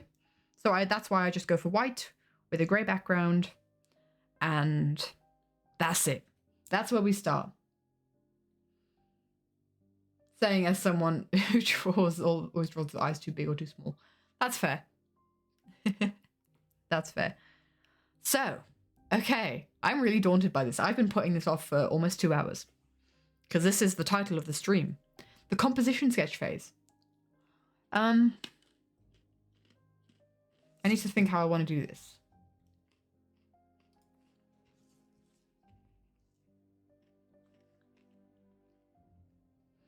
Because this is going to be a lot of me switching between... Yeah, we can do it like this. There's going to be a lot of me switching between like Procreate and the Notes app. Because this is where we read through our notes and like, usually I'm listening to the song over and over again, but we don't do that we won't do that for this. And that might mean that I might change a couple of these composition sketches outside of streams. You're trying to give an accurate representation of your process, putting it up for 2 hours is accurate. Fair. Honestly, actually, yeah, this is quite an accurate feeling of that. Yep, absolutely. I did it on purpose. Do random colored sketches, Mango? That's fun. I know there's like blue pencils out there that are pretty cool because if you scan in your drawing, if you sketch with a blue pencil and then do line art with another color or with like black, and you scan in your drawing for maybe digital coloring or something, then the blue pencil doesn't show up on the scanner, which I think is a really cool thing that exists. Right.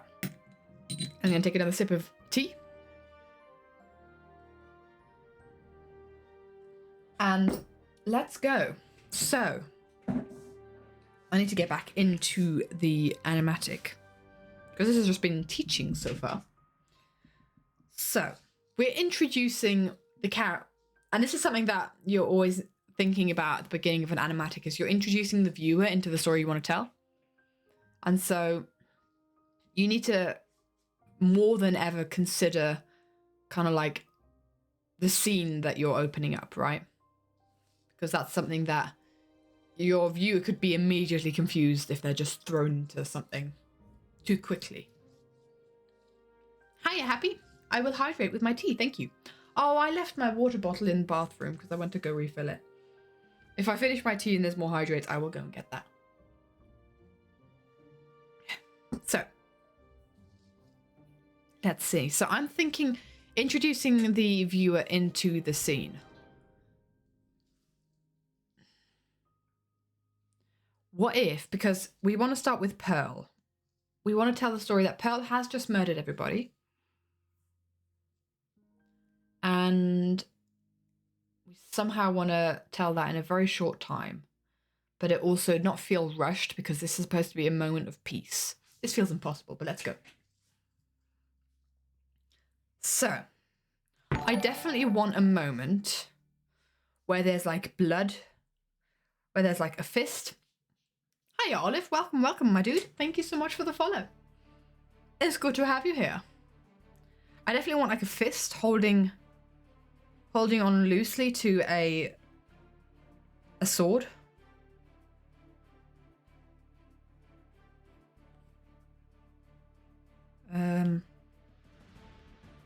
This is where I need to be really careful about being too critical of myself.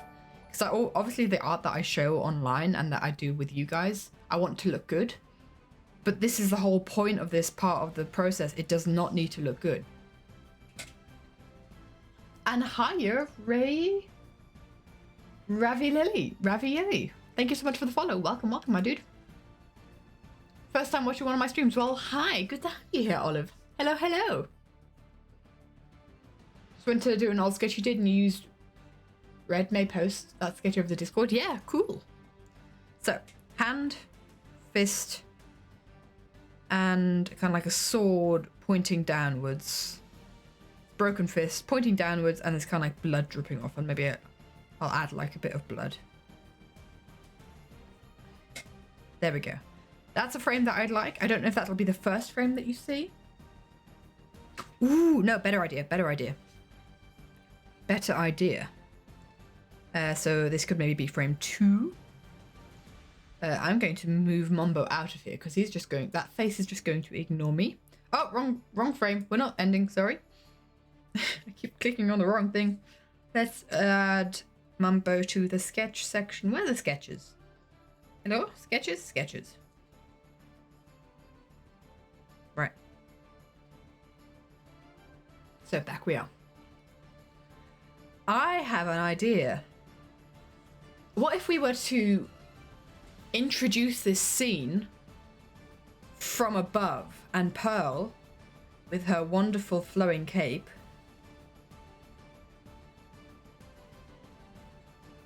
so thinking like seeing from above, is standing in like a field, so we're thinking like grass. I'm thinking color vibes. You know the Lion King when he talks to his dad and he runs through the fields? Like when he talks to the constellation of his dad, when Simba talks to the constellation of his dad, and he runs through these dark fields of like long grass and blue grass. I'm thinking that. But it's Pearl like walking through a field and there's just kind of like blood scattered and bodies around. What song is this going to be to? It's going to be to Please, Please, Please, original by Sabrina Carpenter, but I'm doing it to a cover by Morgan Clay. And basically the mini animatic, because it's not going to be the whole song, we're going to do it from 2 minutes and 14 seconds onwards. So if you want to go listen to that. But yeah, go have a listen. 2 minutes and 14 seconds onwards, but it's basically the chorus twice. And that's what we're doing it to. So I'm thinking Pearl's kind of like, and I'm going to do some real force perspective on this. Walking through this field, might do some cape animation. Who knows? I'd hate myself for that.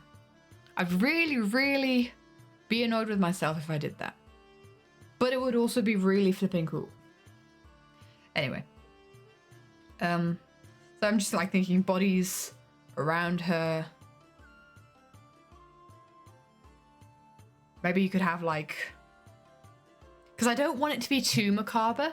So I want to kind of hide them behind grass. So I'm thinking maybe...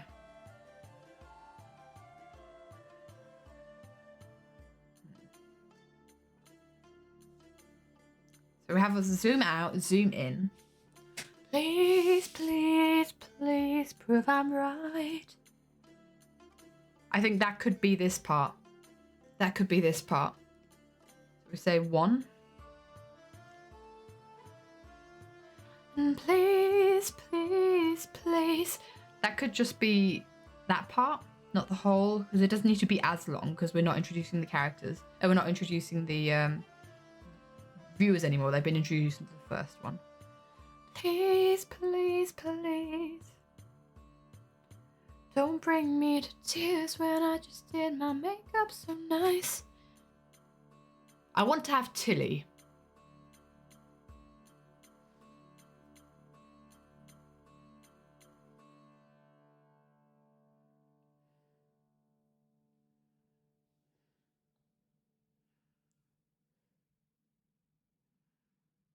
We could have, I'm just trying to think, how do we introduce Tilly so that it's not just out of nowhere that Pearl's kind of like bending down to pet Tilly. We could just have a like dead Tilly here that she's walking towards. That you kind of like, if you're eagle-eyed, you'll see it.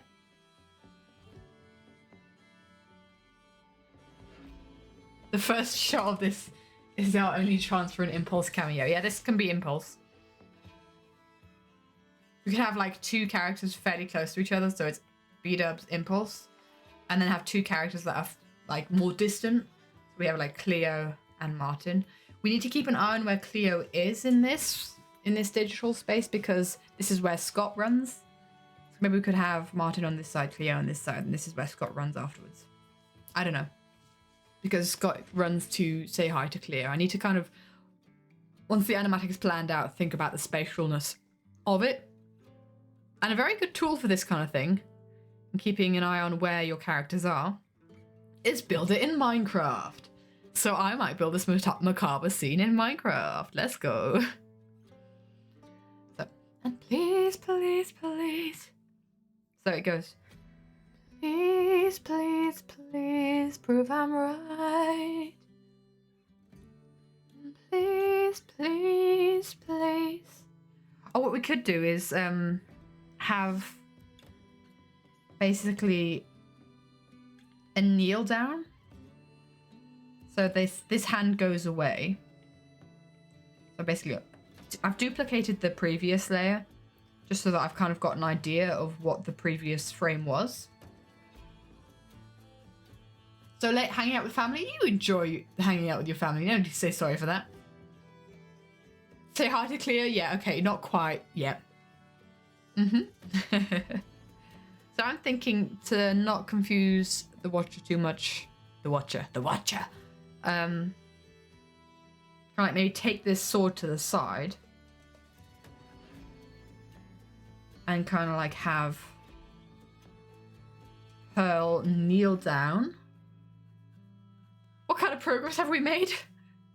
We have made this much progress. 3 little sketches and we've been live for 2 hours, my dude.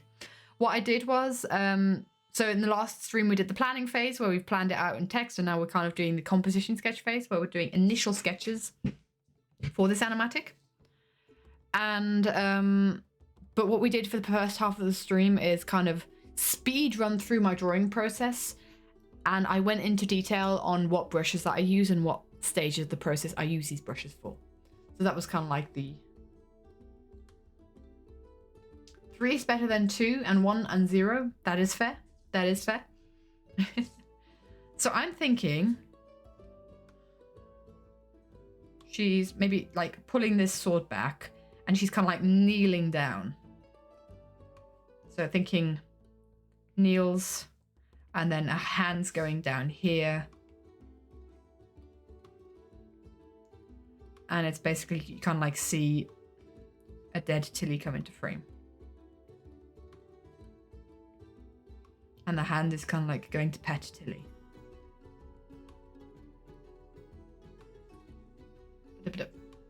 What song will be used, if any? Please, please, please. A cover of Sabrina Carpenter's song. And the cover is by Morgan Clay. Ba-da-ba-da-bum-bum-bum-bum. So, there's a hand. Can you tell why I never share these sketches online? This is pretty accurate to what these kind of sketches look like. So, there's a hand gripping a sword. And then she's kind of like bending down. One knee there. The other one kind of probably bending down. And then there's Tilly. There we go. And let's deactivate this frame. We need like a command for what song it is. I'm gonna write that down. That's maybe a good idea. That's maybe a good idea. Sam isn't a moderator on Twitch. Can I pin? I could pin messages. Yeah, petition to add exclamation part song. Song, I'm son. Look at my son. I'm gonna just write a message. I'm doing the animatic too. Please, please, please.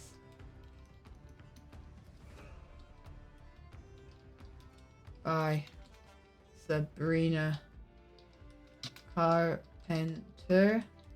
Cover by Morgan Clay.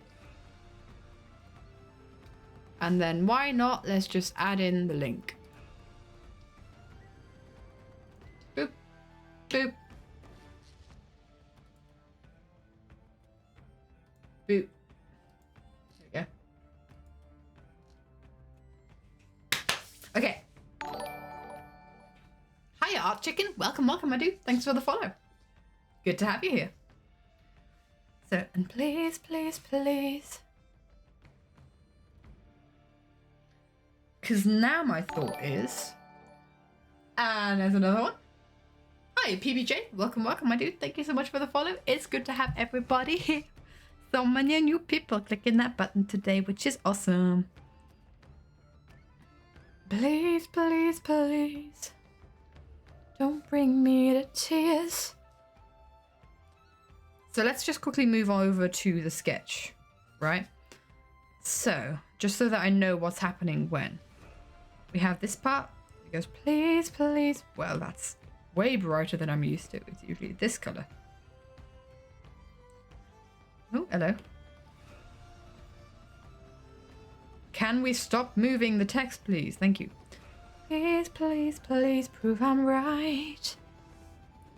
And please, please, please. I think that's where she's got the sword in her hand, and then she's kneeling down with this one. To bring me to tears. And yeah, I think we go for when I just did my makeup so nice. A change of frame. So basically what these different colors are is different, it's like changes of frames. This is when a frame changes. And this is what I'm going to do. This is frame 1. This is frame 2. And 3. This is frame 4. Please, please, please.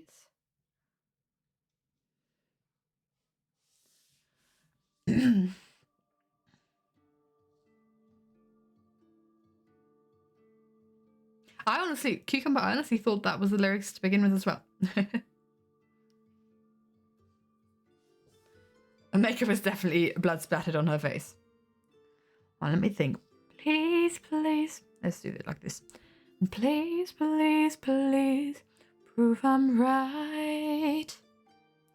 And please, please, please, don't bring me to tears when I just did my makeup so nice.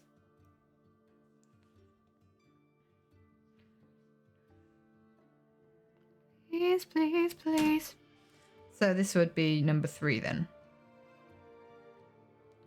And this would be number 4. Where it's where I just did my makeup so nice. Cause I have an idea. We are going to do this frame. Again, I duplicated it and then just lower the opacity of this thing.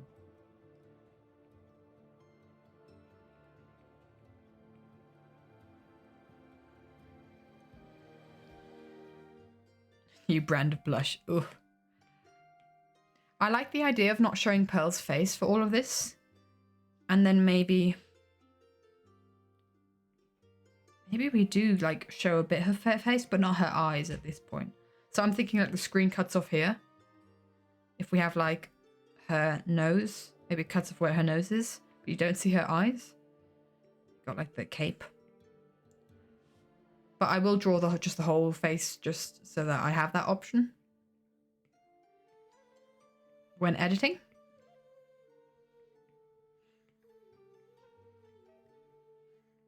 And this is the kind of thing, like, sometimes these sketches are far more detailed than others.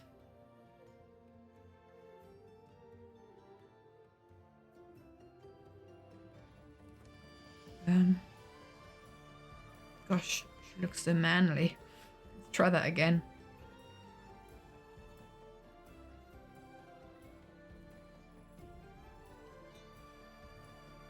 Because I want her to kind of like... The movement that I want to convey is she's walked across this field,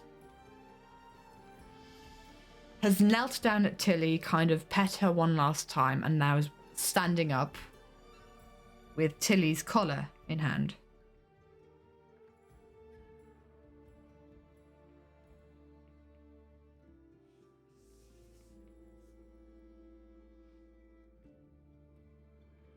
She could have that maybe closer to herself, like she's almost hugging it for comfort.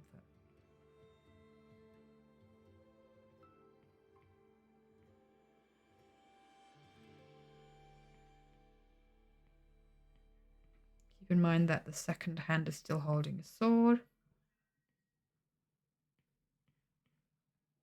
Something like that.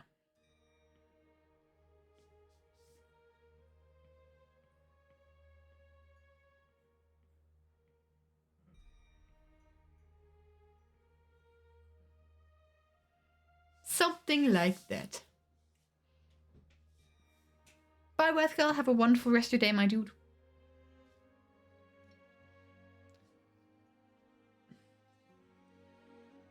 More Celtic. Are we talking face paint still? I think her neck's too long, isn't it? This is where initial like anatomy problems come in. And that I'll probably notice after the fact. But let's just keep it like that so you can kind of keep your silhouette. Hiya, Keela Cat. Welcome, my dude. Thank you so much for the follow. It's good to have you here. So this is basically, it goes, please, please, please don't prove I'm right. And please, please, please don't bring me to tears when I just did my makeup so nice. I think that's an okay flow. Maybe it's a bit fast, I don't know. And then we duplicate.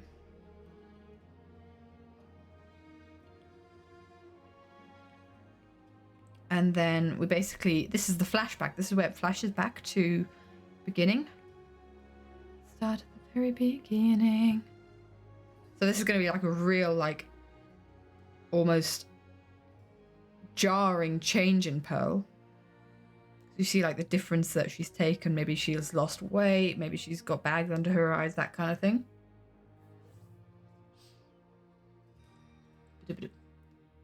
Zombies piglins can break down doors in Minecraft even if they aren't angry at anything. We love that. Not used to watching others draw, but oh my gosh, you just drew something under a minute that would take you multiple hours. Still looks worse.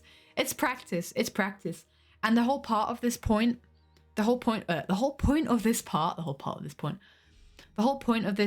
the process is that it just has to be quick. Just get these frames out there, get them drawn, get them done. Otherwise, you just kind of spiral and you get lost in the details, and that's not the part of the process that we want to do yet. For sure, you don't know how you haven't followed yet. You found me through the Running Up That Hill animatic, and you've been hooked ever since. Awesome. Anyone watch the Minecraft movie? I might be ready to talk about the Minecraft movie. Are we ready to talk about the Minecraft movie? Because spoilers if I do. Or like I'll maybe attempt to not do spoilers if not enough people have watched it. No spoilers, please. You're watching it in a few weeks. Okay, I'm guessing because a lot of people haven't watched it.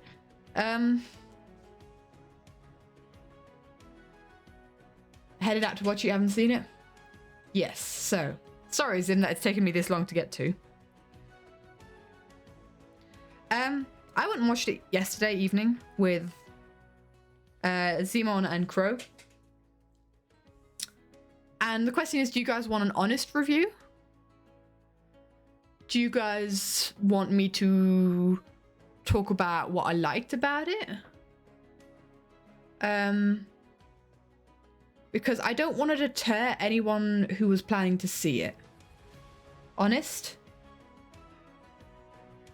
I don't want to deter anyone who's planning to see it, and I don't want to kind of like add to the echo chamber of people who are, you know, because so many people, like before it came out with the trailers and everything.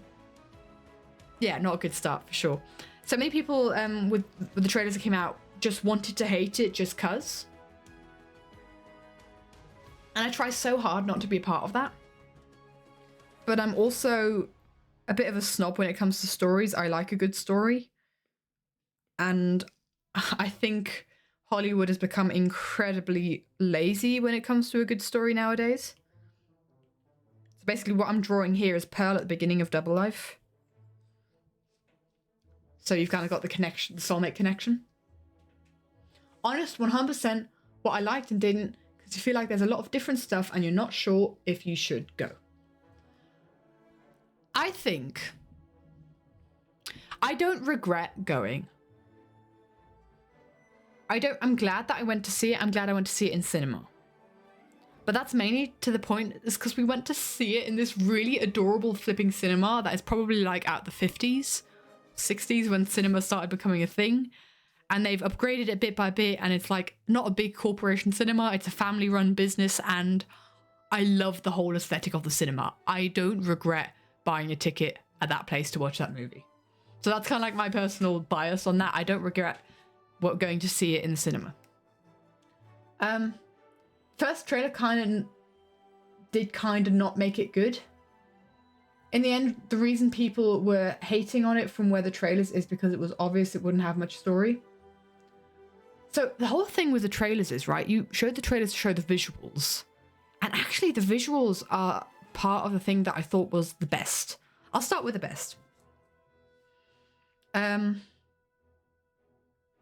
This is really difficult because I'm actually at a point of the animat. Did we just quickly take a break? Because I am at a point of making the animatic where I need to use a lot of my brain power. So I might just plonk you guys on the Just Chatting stream and let's do an excursion into talking about the Minecraft movie maybe. Don't Earth-Decay me, you asked for this. But just so that I can get this out of my system. Don't have much expectation, you still want to see what they did with it. Fair. So I think I'm just going to plonk you guys on this stream because otherwise I'm just going to be in between trying to think about the animatic and thinking about my thoughts on the Minecraft movie. And maybe depending on if she's up for it, I might get Simon in here to give her an opinion because Simon always has very strong opinions on movies and I love it. She's not scared to say bad stuff at all. Okay, so I watched Phil's like in-depth review of the Minecraft movie. He talked about it for like 40 minutes. I watched that today and I think what he had to say was pretty accurate. There's a couple of like individual points that I disagree on, but I think his overall vibe and views of the movie are very much reflective of my opinions, and he also did like a no spoiler talking about it. So I think I'm going to take a lot of my opinions from that because I agree a lot with his opinions, and he presented it in a pretty good way where he didn't spoiler it. So I'm kind of like, don't at me. I'm kind of going to take a little bit from like the things that he said because I think he had a lot of good stuff to say. So go watch Phil's review because it does very much reflect my opinion of it if you want a longer review of it. Again, I guess don't know how long I'm going to be talking about it here. But basically, it's kind of like it was a two-sided thing, right? Because basically we left the cinema perplexed on how content creators and Mojang itself could back this story and be like 100% behind it and think it was cool what they did. Because it wasn't good. The story was really, really lacking. And it's like, it's one of those things where this story could have been drafted in an hour. And if I'd sat down, if we were talking about it, if we'd sat down for an afternoon, we could have drafted a better story than that. It was just, and it's like, it just feels like there's no excuse for it being as bad as it was. Because it had the potential to be so good, right? So that was kind of like where that was our like main takeaway. Yes, that's kind of like, that's where that's like the second part of it, right? So it's two parts to this where I can't see content creators and Mojang be behind this, backing this from a story perspective and a movie perspective. But the set design and the props, I can definitely see people backing it. So because I'm just in my brain going like, mumbo jumbo, you filmmaker, how can you stand behind this 100%? Because it's poor storytelling. But as a filmmaker, he probably wasn't there for the, he obviously didn't see the final thing until the premiere. So what they were exposed to were the props and like the set design. And that is genuinely amazing. They did such a good job. And it's almost, I think, groundbreaking that you can have such a stylized set and all these props. And it's just like the amount of detail that went into that. It looked fantastic. It's so good. So if I recommend going to see it just for that reason of looking at pretty things. If you don't want to pay for a cinema ticket, that's fine. Stream it somewhere. That's fine. But it's worth just spending those hours. It's like an hour and 40 minutes to watch it just for the prop design. And if you want, you can skip past the real life world stuff because that was uninteresting anyway, because there's points where they're in the real world and those points were just... Yeah, I was just like, let's go back to the Minecraft world, hello. And I'm sure I wasn't the only one thinking that. You find it so disappointing all this potential is lost. The end could have been a part of it, yeah. Still a nostalgic story about childhood creativity lost in adulthood. So adventure with the end poem at the end. Oh yeah, they could have done such... Because that's also the thing, like... Minecraft has this incredibly profound end poem. So that it's not like they don't care about literature and storytelling. Or they're just that bad at that they don't notice when there's a bad story. They have that in their game. And still they can stand behind this. And I don't want to like talk down on the fact that it is just so wacky and so out there, because the humor... The end poem was written by Dutch, wasn't it? I don't know. I've no idea, but they have that in their game where it's just kind of like... So the thing is, like, with the slapstick humor, the over-the-topness, it's so over the top. It's so much. I've never seen something so over the top before. And they almost did it well. I think it would have been done well if it had been written better, if the dialogue had been better, and if the storytelling had been better. Because I think they could have like had such an interesting style to it, and they tried. They tried it for it to be so over the top and so out there. And I think in some instances they succeeded. But in some ways it was just so awkward and so like, my gosh, Jack Black was great, I will say. It's not my type of humor, and it's something that I wouldn't on my own accord enjoy, but because it's connected to Minecraft and because I was kind of preparing for that mentally, I enjoyed that part of it being so out there. But yeah, the loading... Oh, I don't know, man. Actually, good point. You're not quite sure what they did in this story, but your first guess was needing to beat the Ender Dragon to go back home or something. Not good at making stories. That would have been so much better than what they did. And it would have been such a simple story. Where it's like, yes, your way to get home is to beat the game. That makes sense. But no, it's... You'll have seen it from the trailers. It's basically the age-old tale of piglins against the overworld, right? And that's been told so many times. And a lot of it felt like they were trying to push Dungeons and Legends especially. Because isn't that like the main storyline of Legends? It felt like they were trying to tell the story of Legends without all the cool parts of the Legends lore. Because that's another thing. Okay, if we're saying the end poem was written by Notch, they had a story mode in Legends. Minecraft story mode is written better than this. Minecraft story mode has a better story than this movie. And it's just kind of like... It's in that sense disappointing because I think they could have done so much better. And having a bad story is not excusable, in my opinion. Feels kind of brain rotty from the trailers, but I'm not sure. The reason you want to go is because some specific people. There's some cameos, yeah. But I think that's pretty well known that some Minecraft YouTubers made a cameo. The whole section involving the cameo felt so forced and so weird. I honestly don't know how to think about it because that's a moment that feels loved. But I was just sat there going like, this is just so uncomfortable. This is such an unreasonably long camera angle. And it feels like they literally, you know what they feel like? They feel like product placements. So Lizzie, Mumbo, Dan TDM, and someone else that I don't know who they are, they were invited to be kind of like expecting to see them in Minecraft. No, I was not expecting to see them in Minecraft. I was thinking they'd be in the real world. But it's just like, it's such a weird scene because the camera angle is just on this like character talking and them in the background for so long. they just feel like a product placement, like a really obviously placed product placement. So it just felt really weird to me. Jeb was also in it. I didn't. Afmao, I guess, is their name. I feel like the Minecraft YouTubers was to bring in their audiences. Yeah. And the whole thing was like you had Mumbo, Lizzie, Dan, 3 white British YouTubers. I don't know Afmao's ethnicity. I don't know what they look like.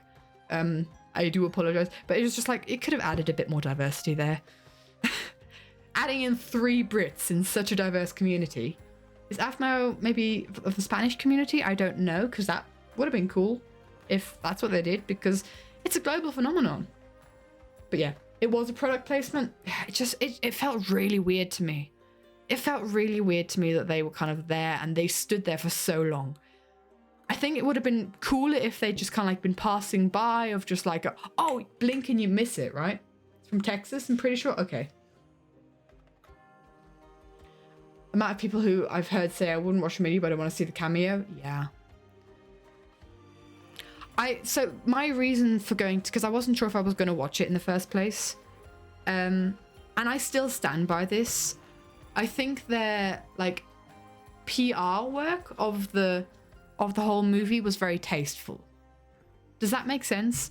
Like, involving the amount of content creators they did, inviting all those content creators to the red carpet, having like Tommy in it and Sparkles do a red carpet live stream. I think that was very tasteful, and that was kind of like, because they did that and that vibe, I'm happy to support the movie, and I don't regret doing that because they included them like that. But I don't think it was a good movie. So on a meta level, I'm happy I went and I did that, but yeah.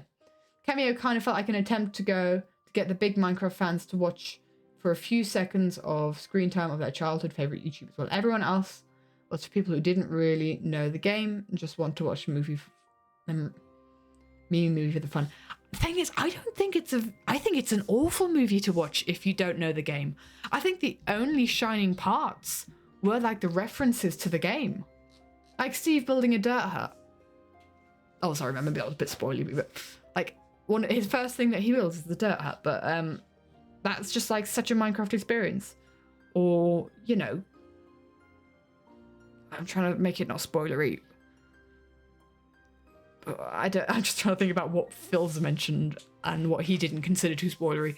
It's just there's like moments where it feels so Minecrafty and it brings your nostalgia and your feeling of the game, and I think that's the only moments where it really shined, in my opinion.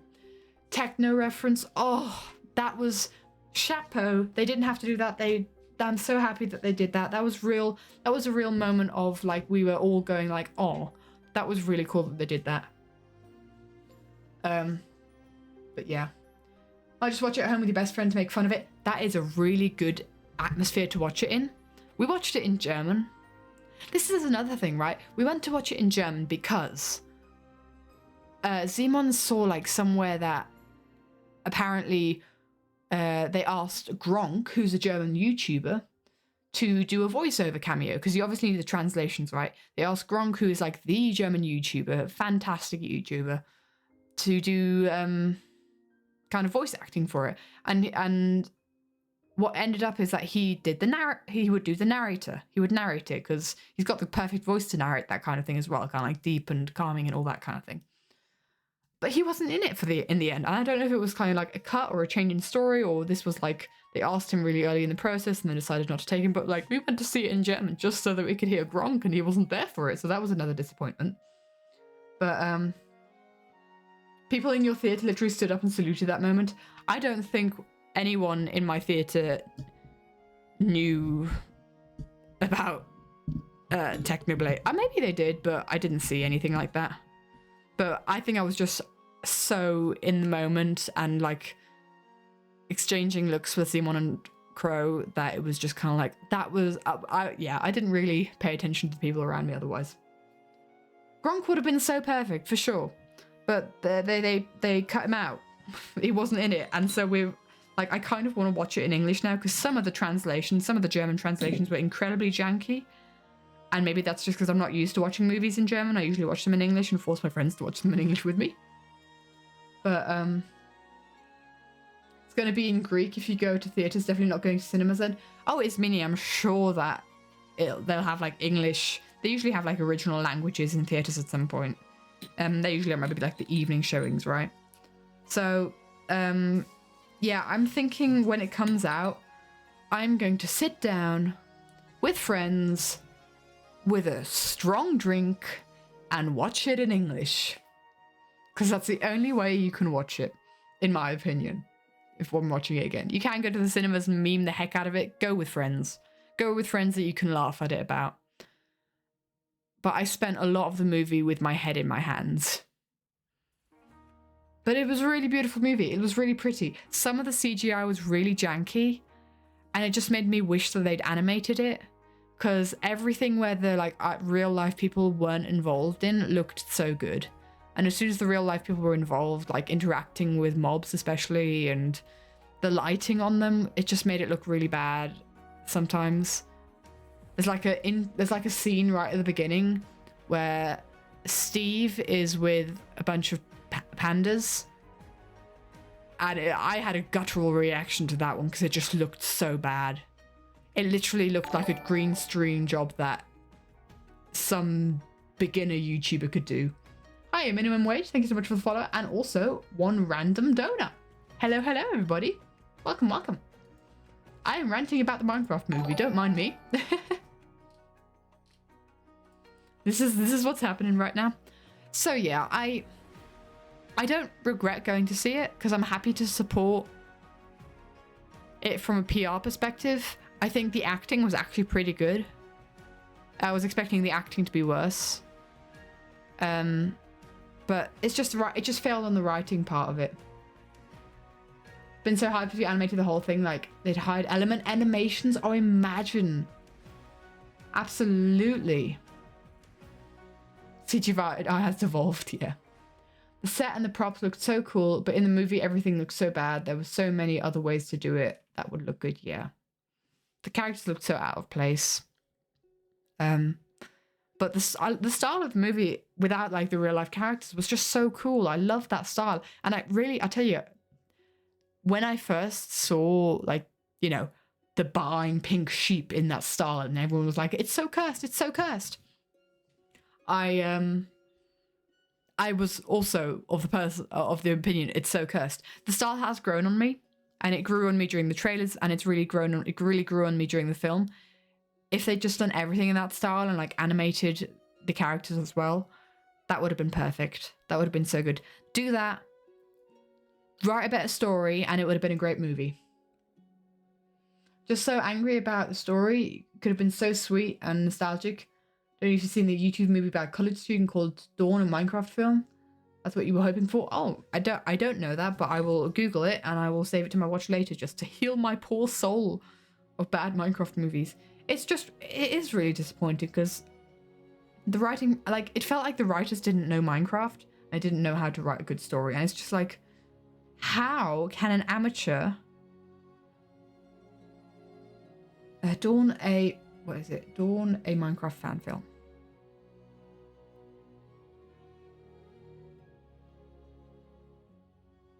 Wow, those spiders in it look, ooh, ugh.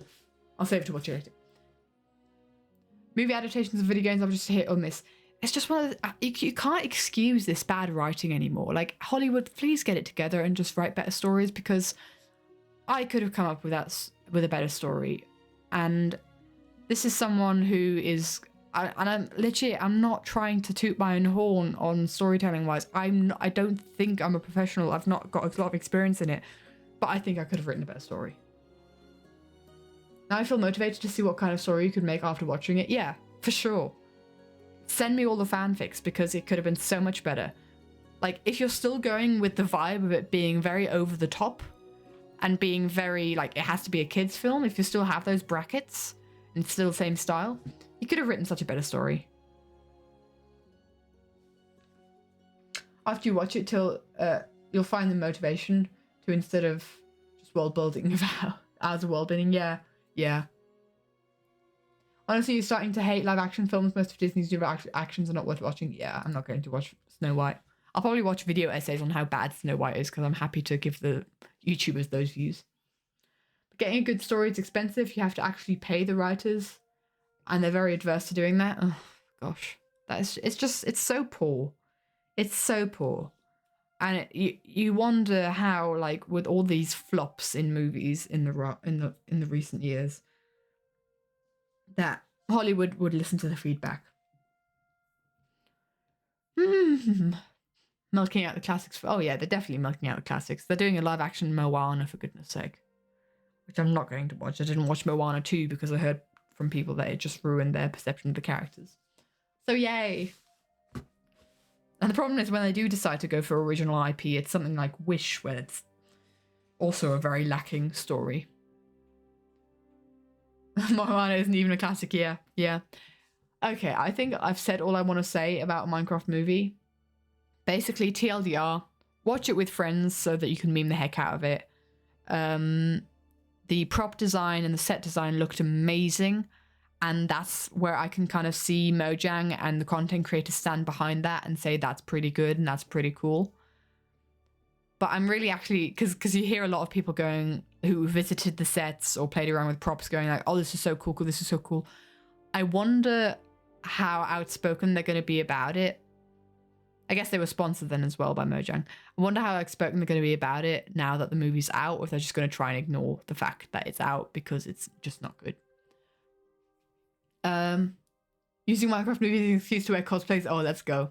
That's a good excuse to go to the cinema to wear a cosplay. I almost take I have a diamond Minecraft sword. I almost took that to the cinema with me.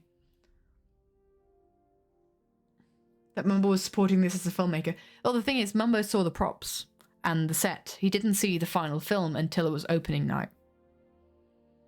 And if you're like invited to a movie premiere and you get to meet all the famous actors, then you're kind of like on cloud 9 until you have time to really reflect what that movie was. So it's just kind of like Mojang did a lot of nice things to them and they can say thank you. And then while it's genuinely still quite cool and they think, hey, this could be something cool if they just see the props and just see the like set design. Because I could imagine if I'd stood there, I'd be like so behind this movie. I'd be like, this is amazing. They've worked so hard on the props. And you kind of assume that if they've worked so hard on the props, you assume that they've worked just as hard on the story, characters, CGI. That's kind of like the hope that you have, right? If you see this quality in one area, it's pretty safe to at least hope that there's about that amount of quality in other areas. Paying your workers overrated. Ugh. Still have any Minecraft merch? Oh. But I saw because I know these people with integrity, they're not complete sellouts. Or at least I hope to think so, and that's kind of like my perception of them, having watched them over all these years. But I'm kind of like, this is kind of like me trying to put myself in their shoes of genuinely being fine with backing this kind of thing, because while they were backing it, while they were going like, guys, you got to be excited for this movie, or this is going to be a great movie, all their reference was maybe a couple of scenes that were acted out in front of them or where they played cameos in, and the prop and set design. They didn't see the whole movie until premiere, until opening night. And there's also the question of like how outspoken about how good this movie is going to be are they going to do after that. And also, you don't just shoot someone in the foot who invited you to a movie premiere as well. Like, they don't have to say good things about it unless they're sponsored and they're kind of a sellout in that regard. But they also don't have to say anything negative about it now, right? This person gave you a gifted sub. I think that was Flashy. Flashy has been crazy today. Actually trying to make your own merch. Let's go. Cool. So that's kind of like how I can see the content creators backing it before it came out. I'll be interested to see what they say about it afterwards. Whether they'll stick to that integrity and not talk about it at all. Most likely, this is what I'm thinking is going to happen, is there's not going to be a lot of chitter-chatter about the movie. Bye, Livelin. But yeah. That, I think, was my thought on the Minecraft movie. What is the time? Oh, it's 1:45. Oh, it's 9 p.m. It is 9 p.m. I say we go until about 3 hours. So let's go for another 15 minutes, do a little bit more drawing. And then we'll call it for today. I think we've done a lot today. Ooh, my program has switched off. Now, I hope I was able to be pretty honest. I know there wasn't a lot of good stuff to say, but that's honestly the truth. Full transparency kind of thing. And I don't say this just to be a downer. Because I know a lot of people just wanted to hate it for the meme. And I was really there. I really wanted to enjoy it. Because usually with these kind of things that people just hate on just to meme about it.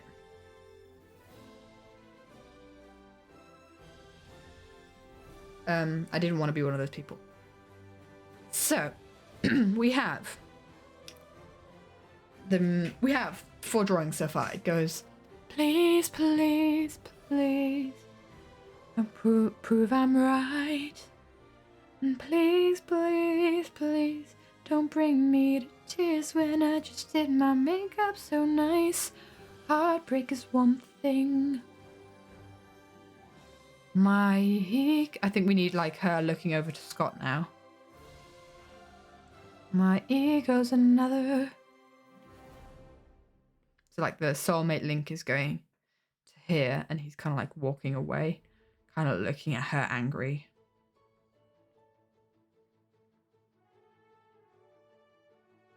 And that Cleo's also walking away.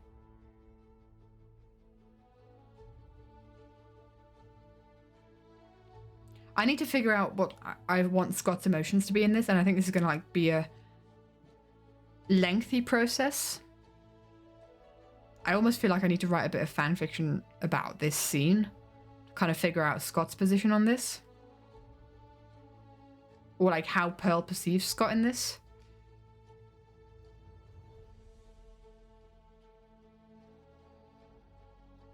So he's walking away, so is Cleo.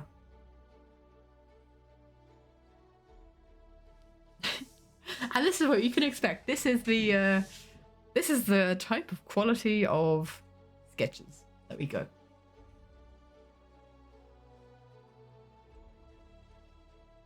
Because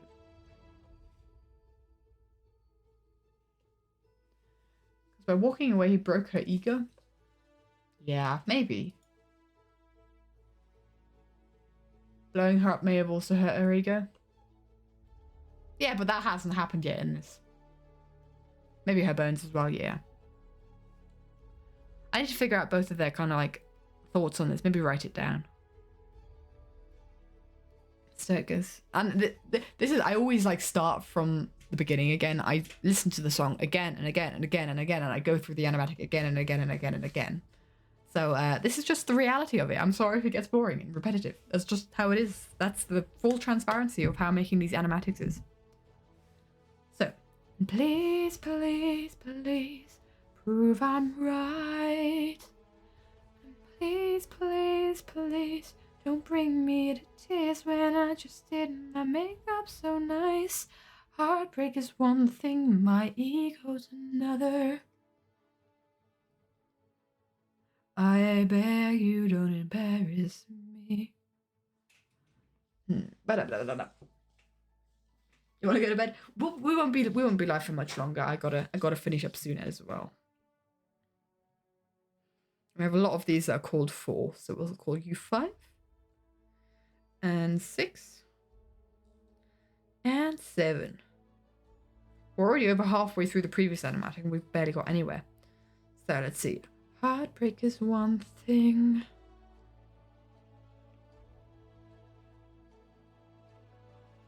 My ego's another. This is number 5. Number 6. So yeah, it goes. Heartbreak is one thing. My ego's another. I beg you, don't embarrass me. Yeah. I beg you. So I think we could maybe have like a close up on Pearl. And this is the first time we see her eyes. And we only see her eyes like, or maybe no, maybe we see her eyes in the background. In the flashback first. Like maybe the first time we see her eyes is this one. Maybe she hasn't got her hood up or something. Or we zoom out a little bit. So.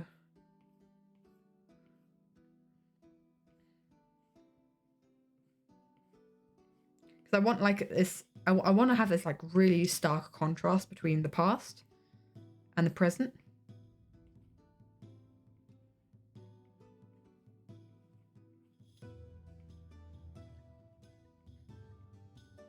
Kind of like a slightly open mouth. Like a really sad face. She's kind of like reaching out.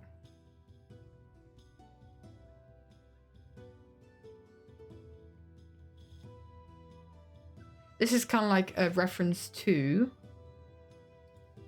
In fact, I'm going to insert this frame. I want this to be a reference to this frame here. From Devil Life. So it's almost, I'm almost drawing the exact same thing, but like, it's almost like a redraw, but without Martin. Because who needs Martin in this? No Martin cameo for this animatic unless he's a dead body.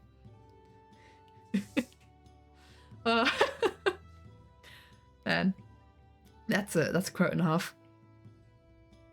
Can you be a puddle that can be arranged? Close your eyes and count to 10. Poor Martin. Sorry, Martin.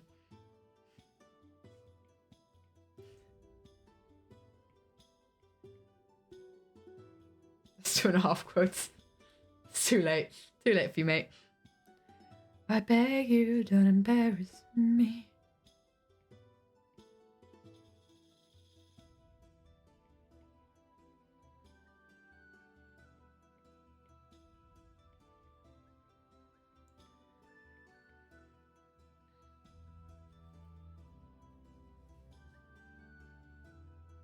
Duplicate. Beg you, don't embarrass me. Let's get rid of you. And get rid of you in the background as well. And then basically we now cut back to the present. And you just have like this stark contrast of like what she looked like all innocent, and now what she looks like now after everything that's happened. So head down, like either just perpetually angry eyes or just kind of numb.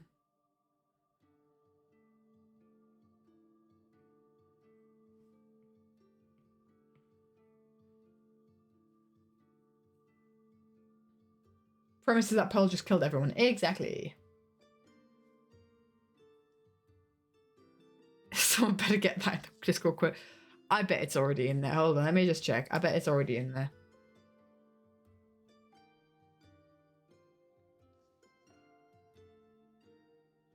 Oh, it's not. Oh, interesting. Huh.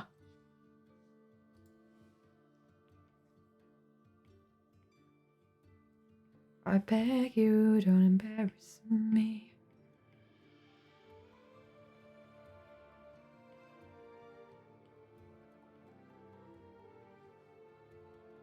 Mother fluffer high. I also, I must say, I do also mumble to myself and sing to myself like this as well. This is not just for the stream. The amount of times that I've sung this, like I sing animatic songs and probably annoy the people around me. When I was doing the running up that hill animatic, I was singing it so much that my dad had an earworm from it for like a week. I influenced my dad to have like such a long earworm of running up that hill because I kept singing it all the time.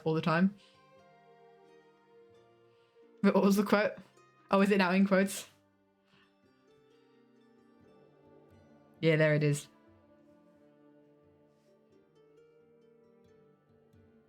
Yeah. Lol. I beg you, don't embarrass me. And like the difference is going to be like her, I can imagine maybe her hood's down in this one. Her head looks so much bigger in this one. Maybe her hood's down. And then her hood's up in this one. Kind of like being the Scarlet Witch.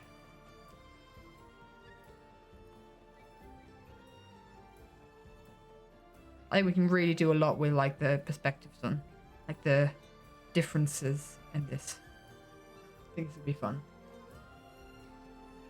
Okay, I beg. You know what this reminds me of? Barriss Offee from Star Wars: The Clone Wars. Barriss Offee. Anyone?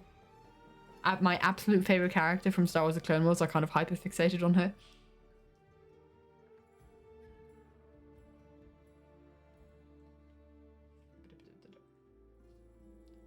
Your live series animatic plays is almost triple digits. Let's go. Drawing while having an art room is so fun. Yeah, I hear a lot of people that draw while we draw. Musical references here. Musical references? How to know Katie's making animatic? Notice what song Katie's repeatedly singing when around her. Yep, for sure. What's the musicals? Did I miss a music? Did I miss a chat? That's a reference you didn't expect. What are we referencing? Oh my gosh, I feel like I missed something. Oh, a Barriss Offee reference. My favourite character in Star Wars: The Clone Wars, for sure. I beg you, don't embarrass me.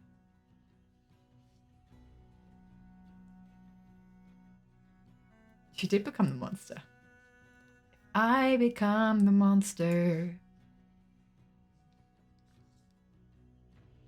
Beg you, don't embarrass me. Heartbreak is one thing, my ego's another. I beg you, don't embarrass me. Mother fluffer,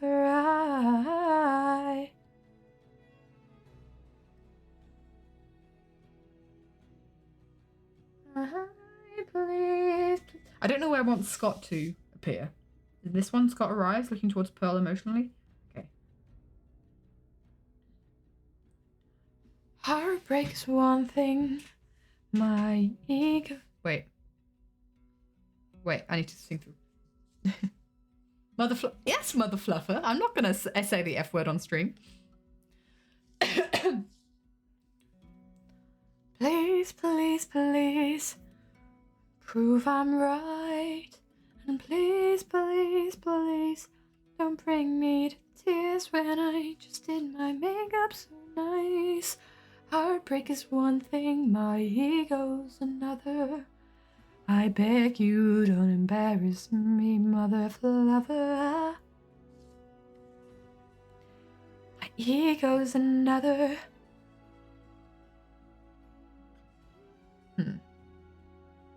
Heartbreak is one thing, my ego's another. I beg you, don't embarrass me. I think the Mother Fluffer needs to be there. I beg you, don't embarrass me, Mother Fluffer. 7, 8. This animatic's gonna be double as long as the previous one. She's just fluffy. Day ruined because I didn't swear. Aw. Ba-da-bum. Beg you, don't embarrass me.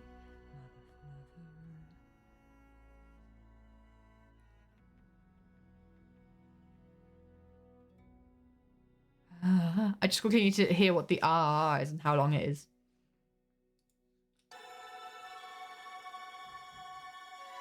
And please, please, please, don't bring me to tears when I just did my makeup so nice. Heartbreak is one thing, my ego's another. I beg you, don't embarrass me, Mother Fluffer. Please, please.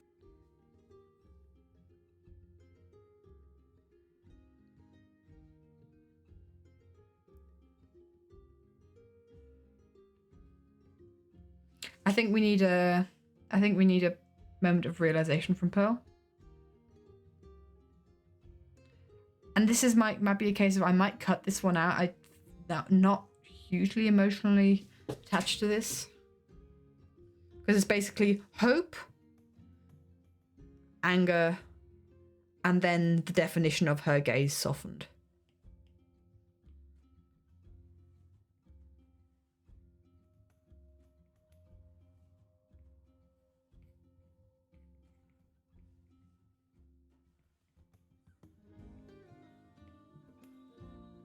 This is cursed, but this is about the extent of what I'm going to do with this one. This cover is so heartbreaking for sure. Basically, like she's looking up. This is sometimes the extent of my sketches. And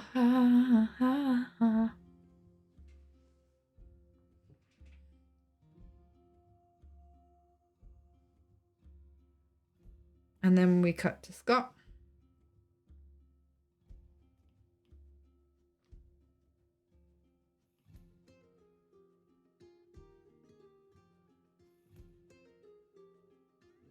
There's so many okay, so basically the point that I'm building up to is the point where like with the first please where she's belting, where Scott runs past Pearl, right?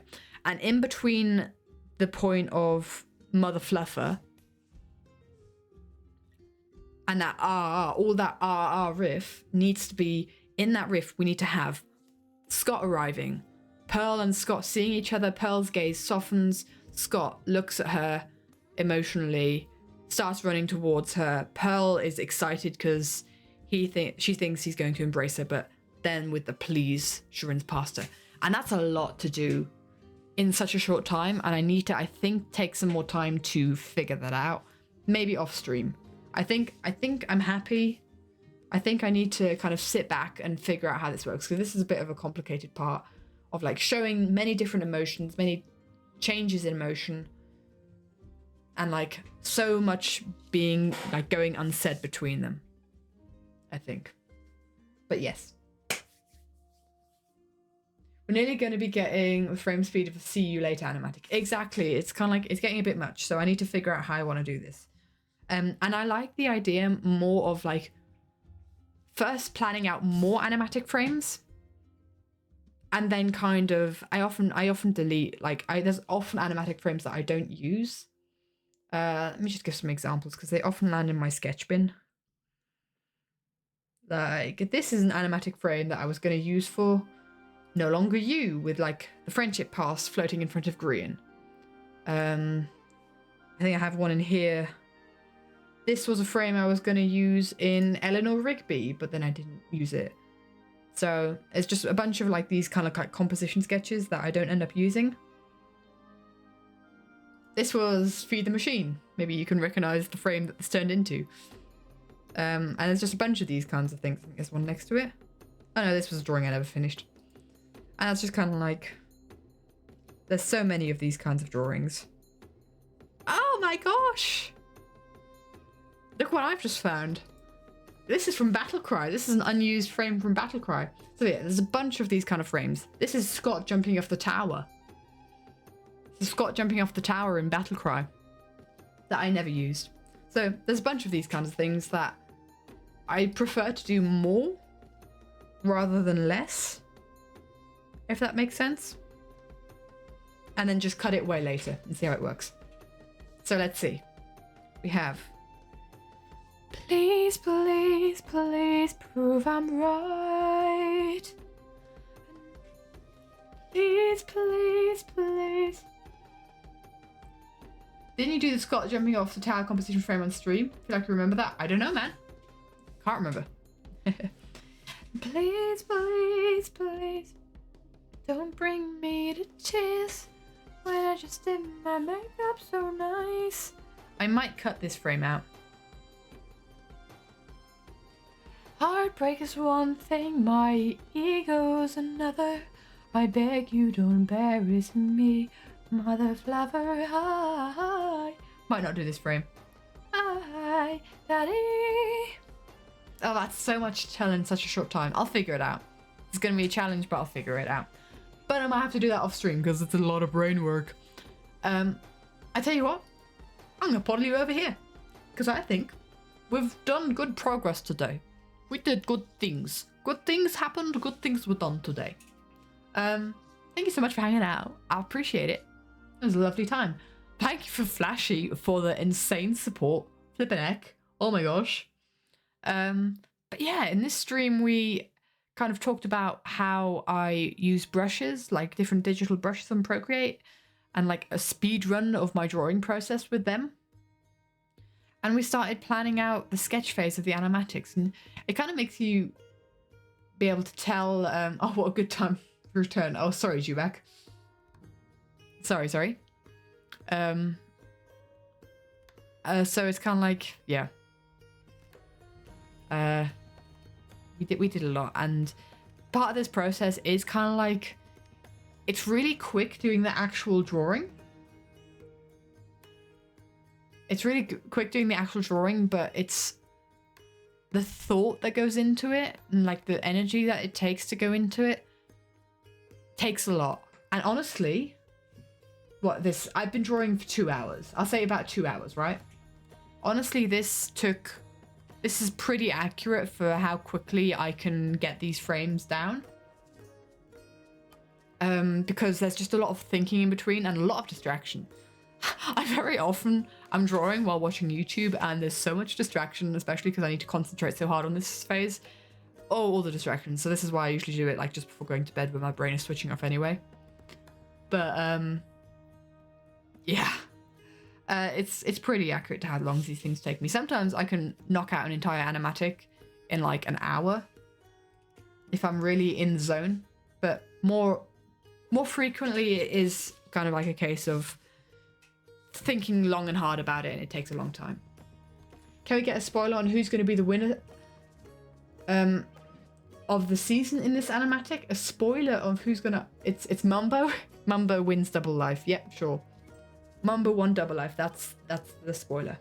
Friend just texted me coming back from the Minecraft movie and he loved it. Oh, interesting. There's different perspectives on it. I am very sorry for the spoilers. Dang it, cucumber.